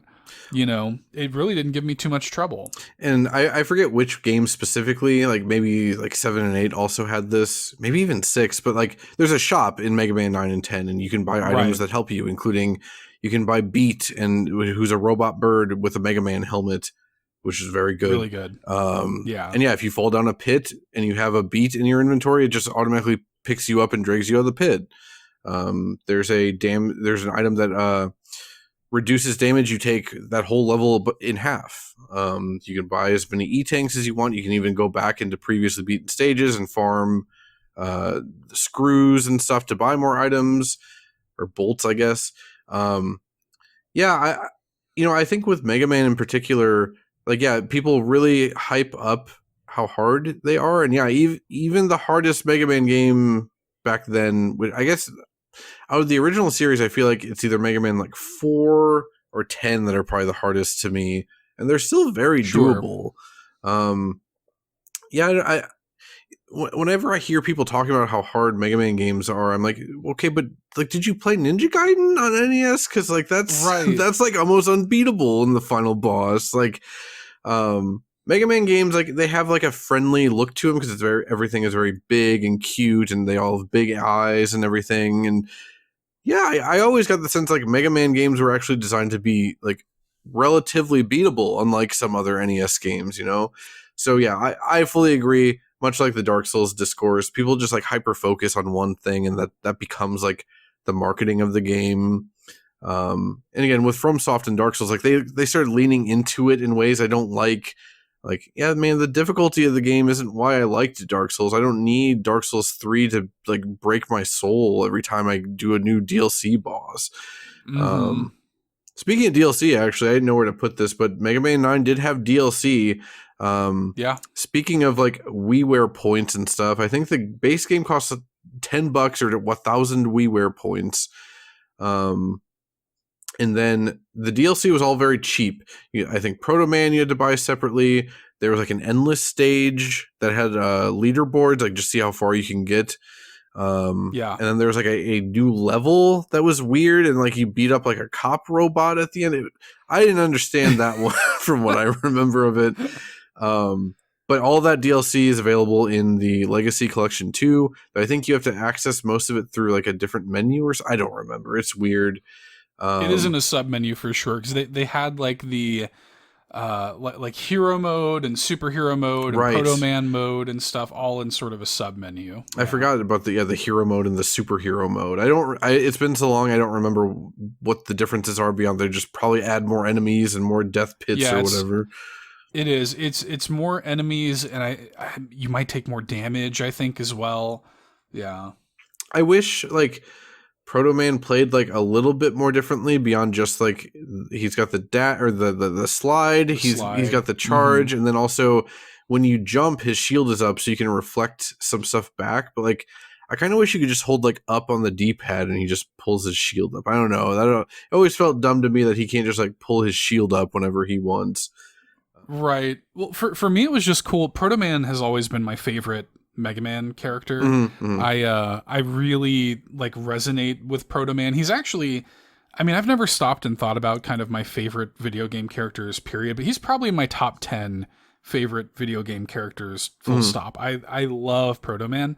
And so being able to play as Proto Man and kind of when that came out, I was so excited for it because, you know, not only did it kind of bring me back to the Mega Man 3 style gameplay that I'm really familiar with, because even just to me, the slide in Mega Man 3 made the entire, like the fluidity of moving through those stages feel so much better to me.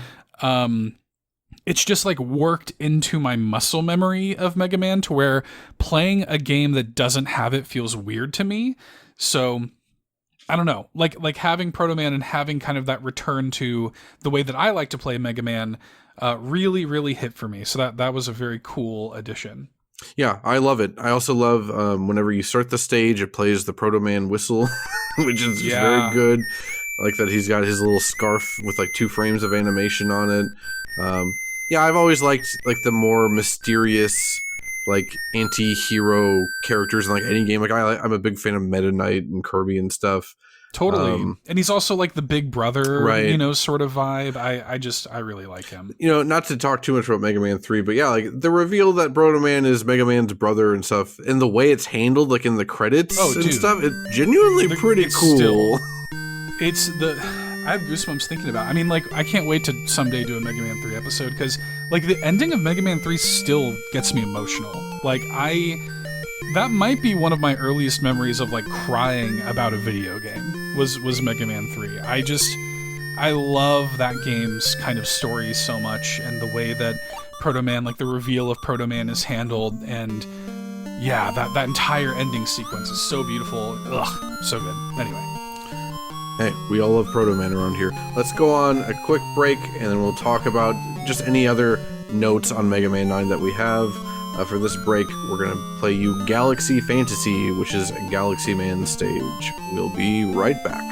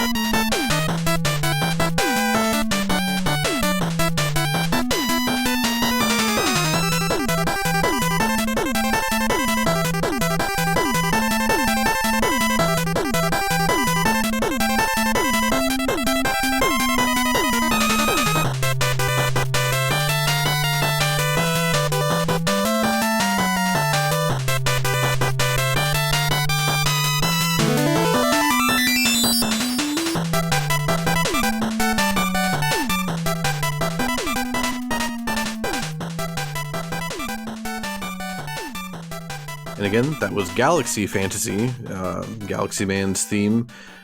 Earlier I said like Thunder Tornado or Tornado Man's theme. It's kind of like the most traditional Mega Man song to me in the game. It just, I don't know, it sounds like it fits into like a lot of other Mega Man games.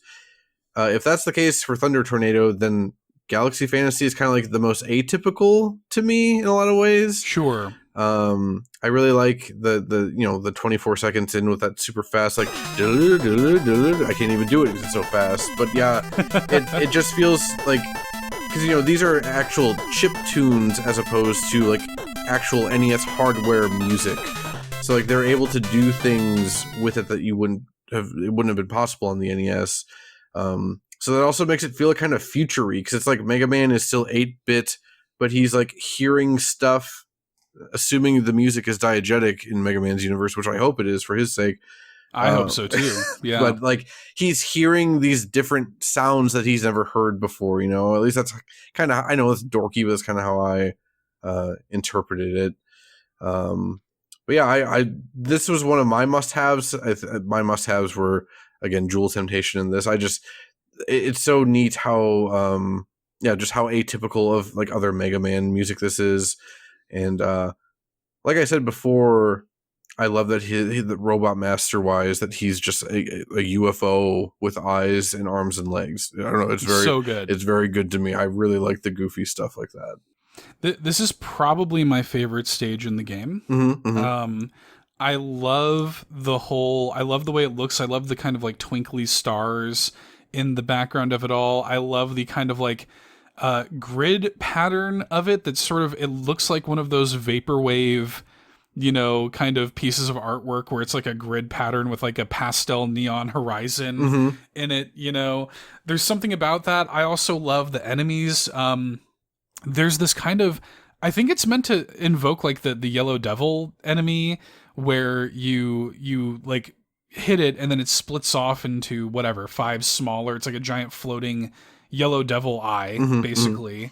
I think that's what it's meant to represent. And I love this song because it has that 4-note dissension, like minor key to that, like dun dun dun dun. And I always love playing this stage because I will shoot the Mega Buster to the tune of that. I do that too. I play it and I just love just like a ba ba ba ba. It's so good. I love the stage gimmick. I love those kind of like pink like warp points in the stage. The warp points are awesome. Yeah, it's just really good. And yeah, the design of the Robot Master himself, it's one of my favorites. I love a good UFO. I love a good Japanese style UFO where it's got the little like, circles at the bottom of it that become his arms and legs. It's just great. I love it. Yeah, in my notes I had that this is like my second favorite level to actually play through. Yeah, it's fantastic.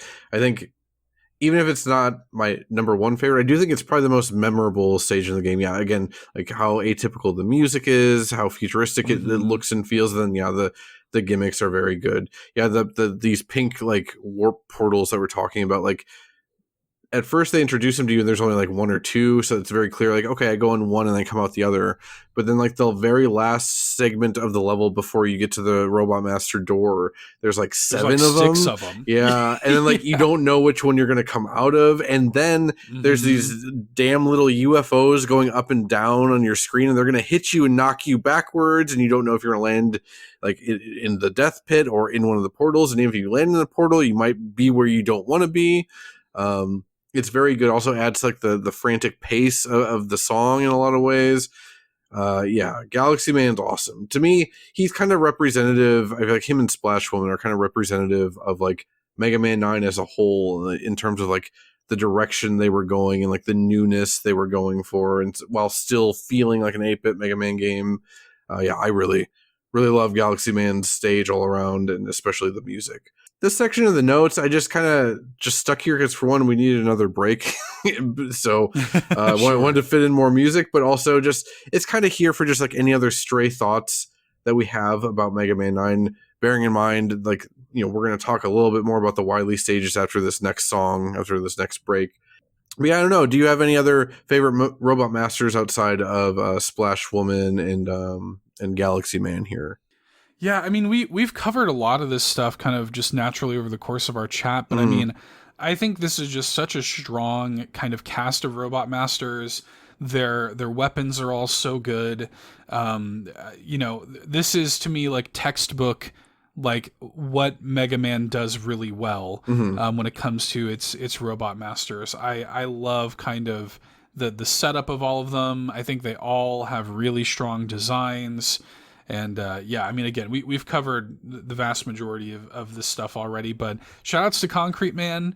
I really love Concrete Man. I've played this game a lot, either it or Jewel Man are typically the first people that I go after because I find their abilities so kind of utilitarian between having a shield and having like an ability to basically just shoot out your own platforms. I find them both so useful.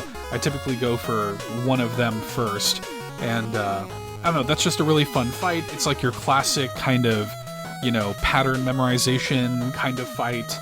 And I don't know. I want to give a special kind of tip of the hat to Concrete Man. I want to shout out, speaking of Galaxy Man, didn't even mention his power, his weapon that you get is the black hole bomb. Black hole. And you just shoot out like a little black hole and you press the button again and then it expands and it sucks in like everything, like even projectiles coming at you. So it works as like a shield and an offense thing. Yeah, that might be my favorite like power in the game, both like visually and just like its effect. Really, really love the black hole bomb. Also want to shout out Hornet Man because it's maybe the dumbest design in the game. Also, the stage is very weird, but Hornet Man is like, his body is like a honeycomb, and then he's just got like a yellow head with like a spike on top, and that's kind of it. Like, there's nothing really notable. And he shoots robot bees at you. Though, like, as we alluded to earlier, I love like the normal enemies in Mega Man games and how dumb like their entire existence is. Like, it's a robot boulder. It's just a boulder with eyes. He just repeatedly slams down into the ground. Or robot bees. Like, surely there can't be that much of a use for robot bees. I guess we could actually use robot bees in our horrible hell future where like bees are going extinct or whatever. They did that Black Mirror episode about that. Right? Yep. Mega Man was way ahead of its time. It's not from Mega Man 9. I forget. It's either from 5 or 6, I think. But there is an enemy in Mega Man that's like it's a robot pelican, and he drops robot fish on you. Because obviously, pelicans, they put the fish in their giant beaks or whatever. So obviously a robot pelican is carrying robot fish. It just makes sense. Like, we can't have it any other way. I love that concept.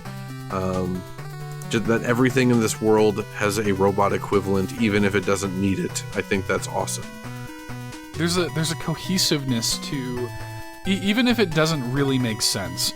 At least it doesn't make sense to us, but it makes sense in the context of its kind of weird, like, disillusion of logic that Mega Man has. Like, yeah, sure, if we need, like, because all the robot masters are meant to have, like, a function, and they sort of govern a portion of, like, the city or whatever, and it's like, we have, like, a gardening or whatever, or, like, it might as well be Hornet Man that governs that area, right? Sure, why not? So now that I think about it, what is Galaxy Man doing? Like, what is... Yeah, what is his function? Yeah, I don't know. That's a good point. I wonder what the lore behind Galaxy Man is. You know what? Let's go on our break. We're going to play you Flash in the Dark. And on that break, I'm going to really quick go to like the Mega Man Wikipedia and look up what Galaxy Man's function is as a robot master. So again, that is Flash in the Dark or Wily Stage 1 for Mega Man 9. And we will be right back.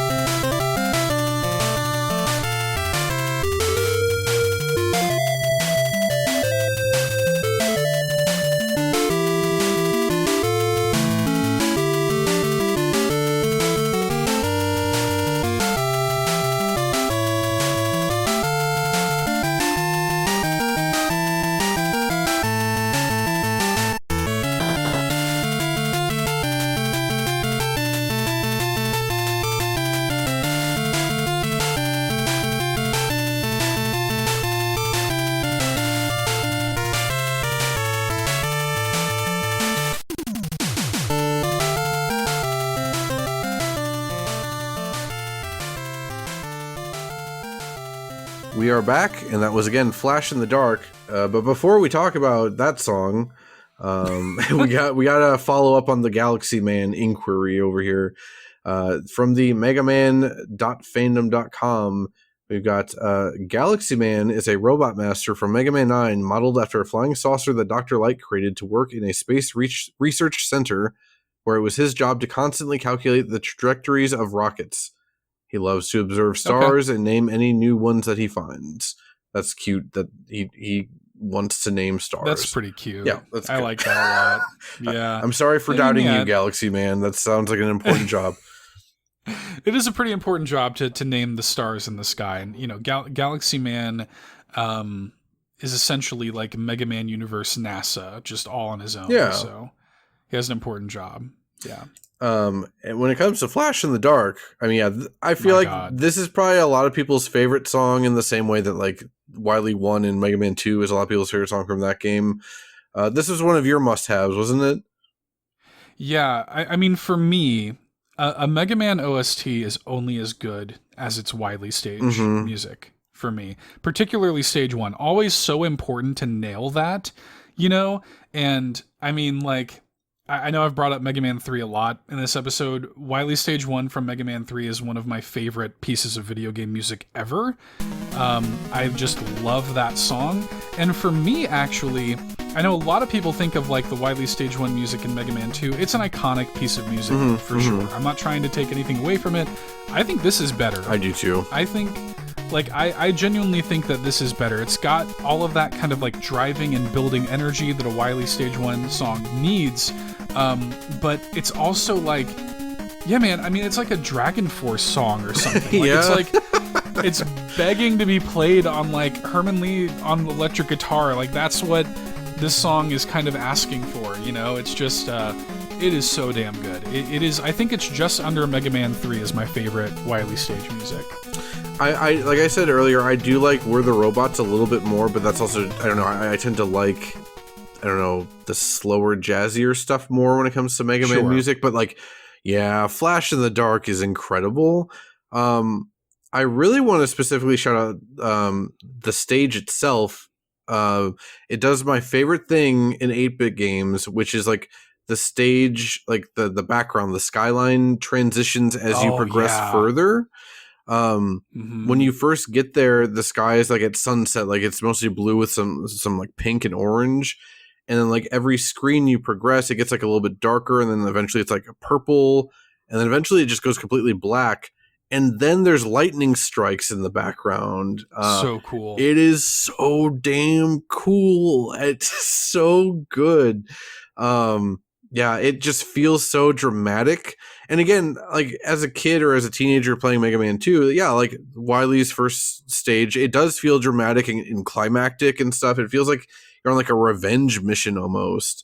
Totally. And like, yeah, you're invading this fortress, which is basically what you're doing here too. But I don't know, just like the ambiance of like the lightning strikes is so cool. And like I said, I love when any 8-bit game does that with like transitioning the sky and changing the time of day. It is such a neat effect. It's so simple. I know it doesn't take much, but yeah, that really sets the mood for me with this whole song. Overall, yeah, like you said with the Wily stages, like Mega Man games in general, I find are only as good as their Wily stages. And like 9 and 10 have by far the best Wily stages in the series to me. Yeah.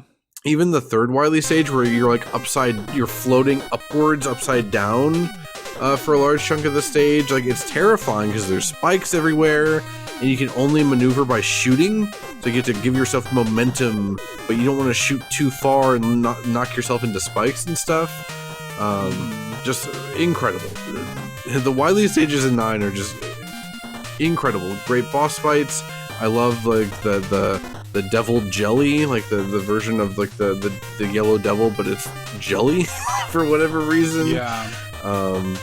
Honestly, to get back to Mega Man 11 for a second, I think the reason I can't rank it higher than I do is because the Wily stages were just so disappointing to me at the time. I think the 8 Robot Master stages are awesome, but the Wily stages just aren't anything to write home about.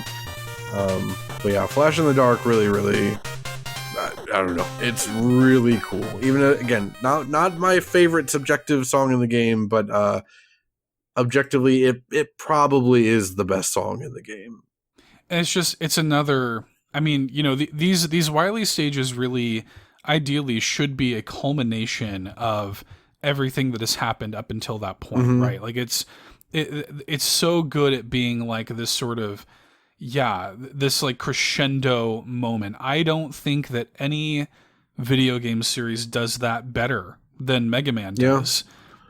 Still to this day, it's so effective of having that kind of build, that payoff of like, like this is where we've been, we're here now, all of the enemies returning, all of the gimmicks kind of returning, having to take everything that you've learned and apply it to this situation. And I just think that, I mean, this is the best set of Wily stages in terms of design of the series, and it's so fun.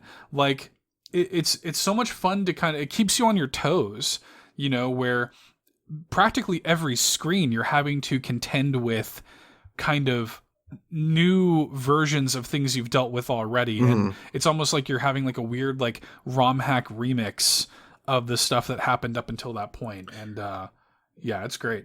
Also, from like a level design perspective, this is the only time that they can guarantee that you have all 8 of the robot master weapons and rush coil and rush jet, so they can really just go all out and do whatever they want, knowing what your ability set is at that point. I love Wily stages in Mega Man games. They're oftentimes like, they're almost always the highlight from a gameplay perspective, just seeing, which is how it should be. Like when you're playing a game, like the sort of ending, like crescendo building up to the final boss, like it should be the highlight of the game. And that is not always the case for video games. Sometimes games kind of lose their steam coming into the end of them, but Mega Man almost always, like the highlight of them is kind of that final build, like that's where we're starting basically is the final build.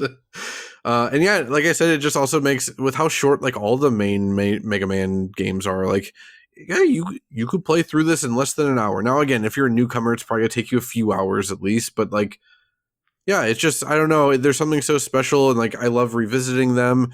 I turn on Mega Man 9 like at least once a year, basically. Like this is, I feel like I say this a lot in the show, and I guess it makes sense. Early on, we're mostly talking about like some of my favorite games of all time. Mega Man 9 might be a top 5 game of all time for me. It is certainly a top 10. Like I love this game. It also, I totally forgot to mention it. I don't know where I would have slotted it.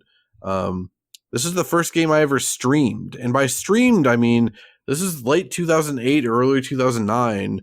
And it was like on Justin TV or something. I was going to say, was it on Justin.tv? And I didn't have any capture card or anything. I literally like pointed a webcam at my TV of me trying to do the Mr. Perfect, I think is what it was called, beating the game with no damage. And again, to bring it back to Dragon Ball Zeta and Onslaught, I had a bunch of like 6 to 10 people from Zeta and Onslaught were watching me try and beat Mega Man 9 without getting hit. Like I said, never managed it. I feel like I let them all down, but your memories live on. We're talking about it on a podcast 15 years later. That's so sick. Yeah, I Justin.tv was definitely a little moment. I think that is what just became Twitch, isn't it? I think so, yeah. Yeah. Yeah, that and like Ustream. Oh yeah, maybe it even was Ustream instead. That I don't remember. Yeah. That's interesting though. Did you have any parting thoughts for Mega Man 9 before we get into the YouTube comment oversharing corner? No, I mean we've covered pretty much all of it in fairly extensively. It's great. Y'all should play it, especially if you're playing it in the Legacy collection. It has a lot of those modern convenient. You can create save states and stuff, You can even take less damage. Like you can program that into the game at a base level in the Legacy collection. Yeah. It's pretty cool. So, if you're intimidated by this is hard, like they do have those accessibility options in there for you. And if you just want to play Mega Man 9 for like the vibes, then great. Like do that, because the vibes are really, really good in Mega Man 9. Yeah, as far as 8-bit like hard platformers go, yeah, the vibes are pretty good. With that said, let's get to the YouTube comment oversharing corner. As a reminder, this is the section of the show where we talk about any, or rather, we read off any funny, memorable, interesting, or insane comments we stumbled across while grabbing songs for this episode. I will, just as a warning, you're not a warning really, but like, when I was looking for stuff specifically for Splash Woman, I know you're the one that found the Splash Woman comment this episode. You know, people really freak out about women, even when it's fictionalized anime robot mermaids. A lot of shipping of Splash Woman and Hornet Man, which I get maybe the idea is because Splash Woman's weakness is the Hornet weapon. I forget what it's called. I don't know though. I don't know why that is, beyond maybe they think he looks cool, but like Hornet Man looks dumb. But again, I like him, but whatever. Just wanted to get that out of the way. I guess I will start off with reading this one for Galaxy Fantasy. And it's funny that we went into the lore of Galaxy Man even during the course of this episode, because this comment also gets into some nitty-gritty Galaxy Man details. This is YouTube user Civil Wild Man 1 year ago. Who also sounds like a robot. Yeah, he does. Civil Wild. He'll serve you papers before he kills you. He says, Galaxy Man's weakness to concrete shot is a little hard for me to explain. Here are my theories. 1. A firmly adhered blob of concrete wouldn't likely be able to be sucked into a vacuum because it is stuck to a solid surface. 2. A solid chunk of concrete that is launched as a projectile can damage a spaceship similar to a meteor in space. And if it's not clear what he's talking about, you can freeze Galaxy Man's black holes by shooting them with the concrete shot. So Galaxy Man is weak to concrete shot, but also you can stop like the sucking in effect of the black holes by shooting concrete shot at it. So that's what he's talking about. I just thought I don't have any opinion on what the actual reason for the weakness is. I just thought it was funny that in the YouTube comments he's really analyzed it. Yeah, I like that he thought about it. It is, it's kind of like Pokemon weaknesses. Like, it's fun to think about, like, well, why is Fairy good against Dragon and weak to Steel? Like, well, it's mostly there as a gameplay point of view. But if you want to make something up, go for it. Dragons are weak to magic. I don't know. I think they probably like that you're thinking about it. Yeah. For sure. Did you want to go with your Splash Woman comment? Yeah, I mean, like, as you said, a lot of people are just kind of weirdly horny about Splash Woman, and when they're not being weirdly horny, they're making, like, lame jokes. Like, one comment I saw was like, yeah, it didn't really make sense to me that this one was, like, Splash Woe themed. Like, Splash Woe Man, just stupid jokes like that. Yeah, that's still better than what I saw, so I'll give him credit. Yeah. But YouTube user R-Wing Pilot spoke to me with this comment 12 years ago, and they said, the 12 to 37 second mark is the ultimate whistling tune. I'll be definitely whistling this uncontrollably for the next few months, ... again. I love the idea that this person, I mean, I love Proto Man, I love the whistling stuff in this game. That stuff all speaks to me, but I love that, like, this idea that they are just uncontrollably whistling this little 25-second passage of this song for months, and that they've done it multiple times. That's a very dense, like, layered comment there. Also, I like to think that 12 years on, they're still occasionally just still whistling that section of Splash legend Woman. has it that they're still whistling it to this day, much like the legend of the shamisen string pop. From Daddy exactly. Tying it all back together. Yeah, exactly. I have one for Jewel Temptation. This is actually a conversation, well, kinda. It's a comment and then a response. This is YouTube user GenyaArikado 10 years ago saying to Jewel Temptation, wow, love this in 2014 with 2 exclamation marks. To which YouTube user Galaxy WK2VQ responded 8 years ago, so 2 years later. Great! I'm sure there's great information for the next I'm sure that's great information for the next generation, so that they will know that the great GenyaArikado listened to this song. And GenyaArikado never responded to that. I really like it when people are being snarky with each other on YouTube comments. For no reason. Yeah. Unnecessarily hostile. But also the fact that he saw it 2 years later and really felt the need, I'm going to get him now. Like, it's just... Yeah. Yeah. I love thinking about that. And by the way, they laugh, but now the great GenyaArikado's comment is immortalized for the next generation. That was exactly why I put this comment in here, because I'm like, well, yeah, I have to prove Galaxy WK2VQ wrong. Like, no. Now at least like some more people will have seen GenyaArikado's comment that he was loving this in 2014. This last comment, this is originally where I was going to try and slot in the no damage achievement. I just liked it, also because it's another Japanese comment that I translated. This is from YouTube user-GH4QY5YM4X, commented on Flash in the Dark 5 months ago. I remember the no damage achievement in the beginning of Demon Gate, which I don't know if that's like a translation error or that like I don't know, Wily Stage 1 in Japan is called Demon Gate, or maybe what it actually is, maybe that boss is called Demon Gate, like the ones that are like shooting the spike balls at you. I don't know. I didn't think about that till now. But yeah, because that one was pretty. I remember that was a really hard one to beat without getting hit. Was that boss? So maybe I can imagine. Yeah, because you have to. It's like what, 4 guys that are kind of coming in through. Yeah, I mean a gate, and you have to shoot the spike balls back at them in order to damage them. And yeah, they're shooting them forward to damage you, but also at some points they just start shooting projectiles at you instead. That are also like they're not tracking you because they don't change position, but like if you don't notice fast enough, you can't get out of the way fast enough. And also you're spinning a bunch of plates, right? And also you're in these tight little corridors. Like there's not really much room to jump around, and they might get the spike balls beneath you, so you can't go low when they're shooting high at you. Yeah, I remember that one being very, very tough to beat with no damage. Again, there's a sick part of me that kind of wants to fulfill that beating it with no damage now, but I don't have my 18-year-old reflexes anymore, so I don't know. Not a teenage cyborg anymore. Yeah. But that said, that's been it for Mega Man 9. Very classic me and Seth doing a podcast. This lasted way longer than I was expecting to.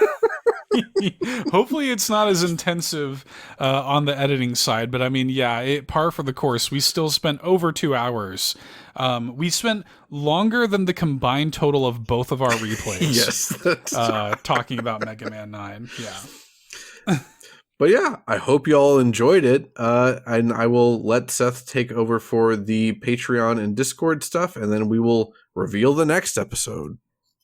Yes. So please, again, your voicemails are always welcomed.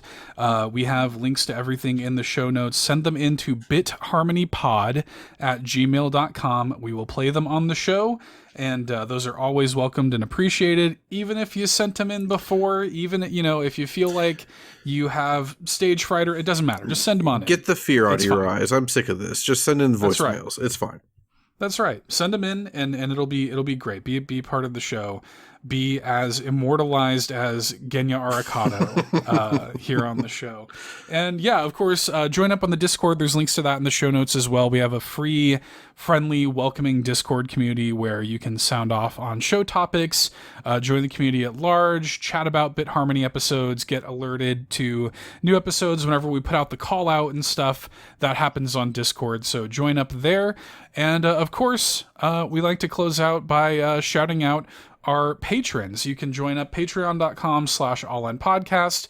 There are, again, links to that in the show notes. You can join the ranks of these fine folks, get early access to episodes of Bit Harmony. So if you're a Bit Harmony fan, you do get early access to the show that way as well. You can listen to it before anybody else does, and you can join these fine folks over there. So let's thank our patrons. Bit Harmony is, of course, brought to you by made possible by viewers like you. Thank you.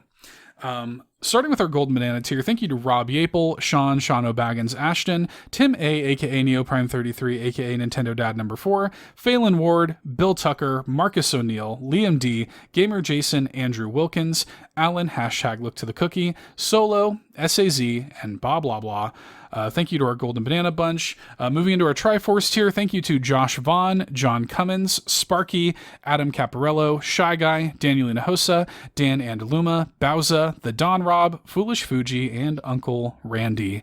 Thank you so much to everybody who supports the show on Patreon, patreon.com/allinpodcast. You can even get a 7-day free trial if you want to see the exclusive content that goes up there, get your Bit Harmony early access, and just kind of give it a try. You can do that too. So thanks so much to everybody who supports us on Patreon. Yeah, big thanks to everyone, not just supporting on Patreon, but yeah, just for listening. It's just fun to do this show, so it's nice to know that at least a couple of you like it. Speaking of that, our next episode is that June 16th. I think that's the date I have written down. Yes. That is going to be Paper Mario, The Thousand Year Door, which the remaster just came out less than a week, or I guess a week ago today. We were originally trying to slot that in earlier, but then we found out that they had remastered the soundtrack as well. So, my hunch is that episode's going to be pretty stuffed and it's going to be very music oriented, but also I know Seth and I both have a lot we want to say about Paper Mario in general. So that might be a pretty long one. So if you have any thoughts about the Thousand Year Door in general or Paper Mario in general, or again, you just want to send in any dumb voicemail you want, send that in, get that in, a little bit before June 16th, since it takes a while to edit these things. But yeah, I'm looking forward to having a captive audience to rant about Paper Mario stuff. Yeah, I am too. We both love Paper Mario, and we both have a lot of thoughts on the Thousand Year Door and the music of the Thousand Year Door specifically. So, I would love to hear voicemails and submissions from people who are experiencing the game for the first time. Because I know that there are many people in the community who are playing this game for the first time via the remake. So I would love to hear how y'all are finding it now. And for those who are playing the game at this point and don't know, there is a badge in the game that is like a GameCube, like I think it's called like the nostalgia badge or whatever, and it costs 0 badge points. You can just turn it on and kind of flip back and forth between the new arrangements and the old stuff if you want to kind of join us in comparing and contrasting the new stuff with the old stuff. So just a PSA there. Yeah, I don't know how that episode's going to go. That episode is going to be very stuffed with music. Yeah. We'll find out. Yeah, we will, and I hope you all join us then. Closing us out for the Mega Man 9 episode is To the Bright Tomorrow, which is the arranged album version of the staff roll. Just as a real quick shout out, most Mega Man albums have arranged albums too. They're worth checking out. They're kind of hit or miss, and even Mega Man 9's arranged album is kind of hit or miss, but some of them are very cool, including like Flash in the Dark and We're the Robots off that album. So just as a quick shout out to that. But anyway, this is To the Bright Tomorrow, and we will see you next time. Bye-bye. Bye.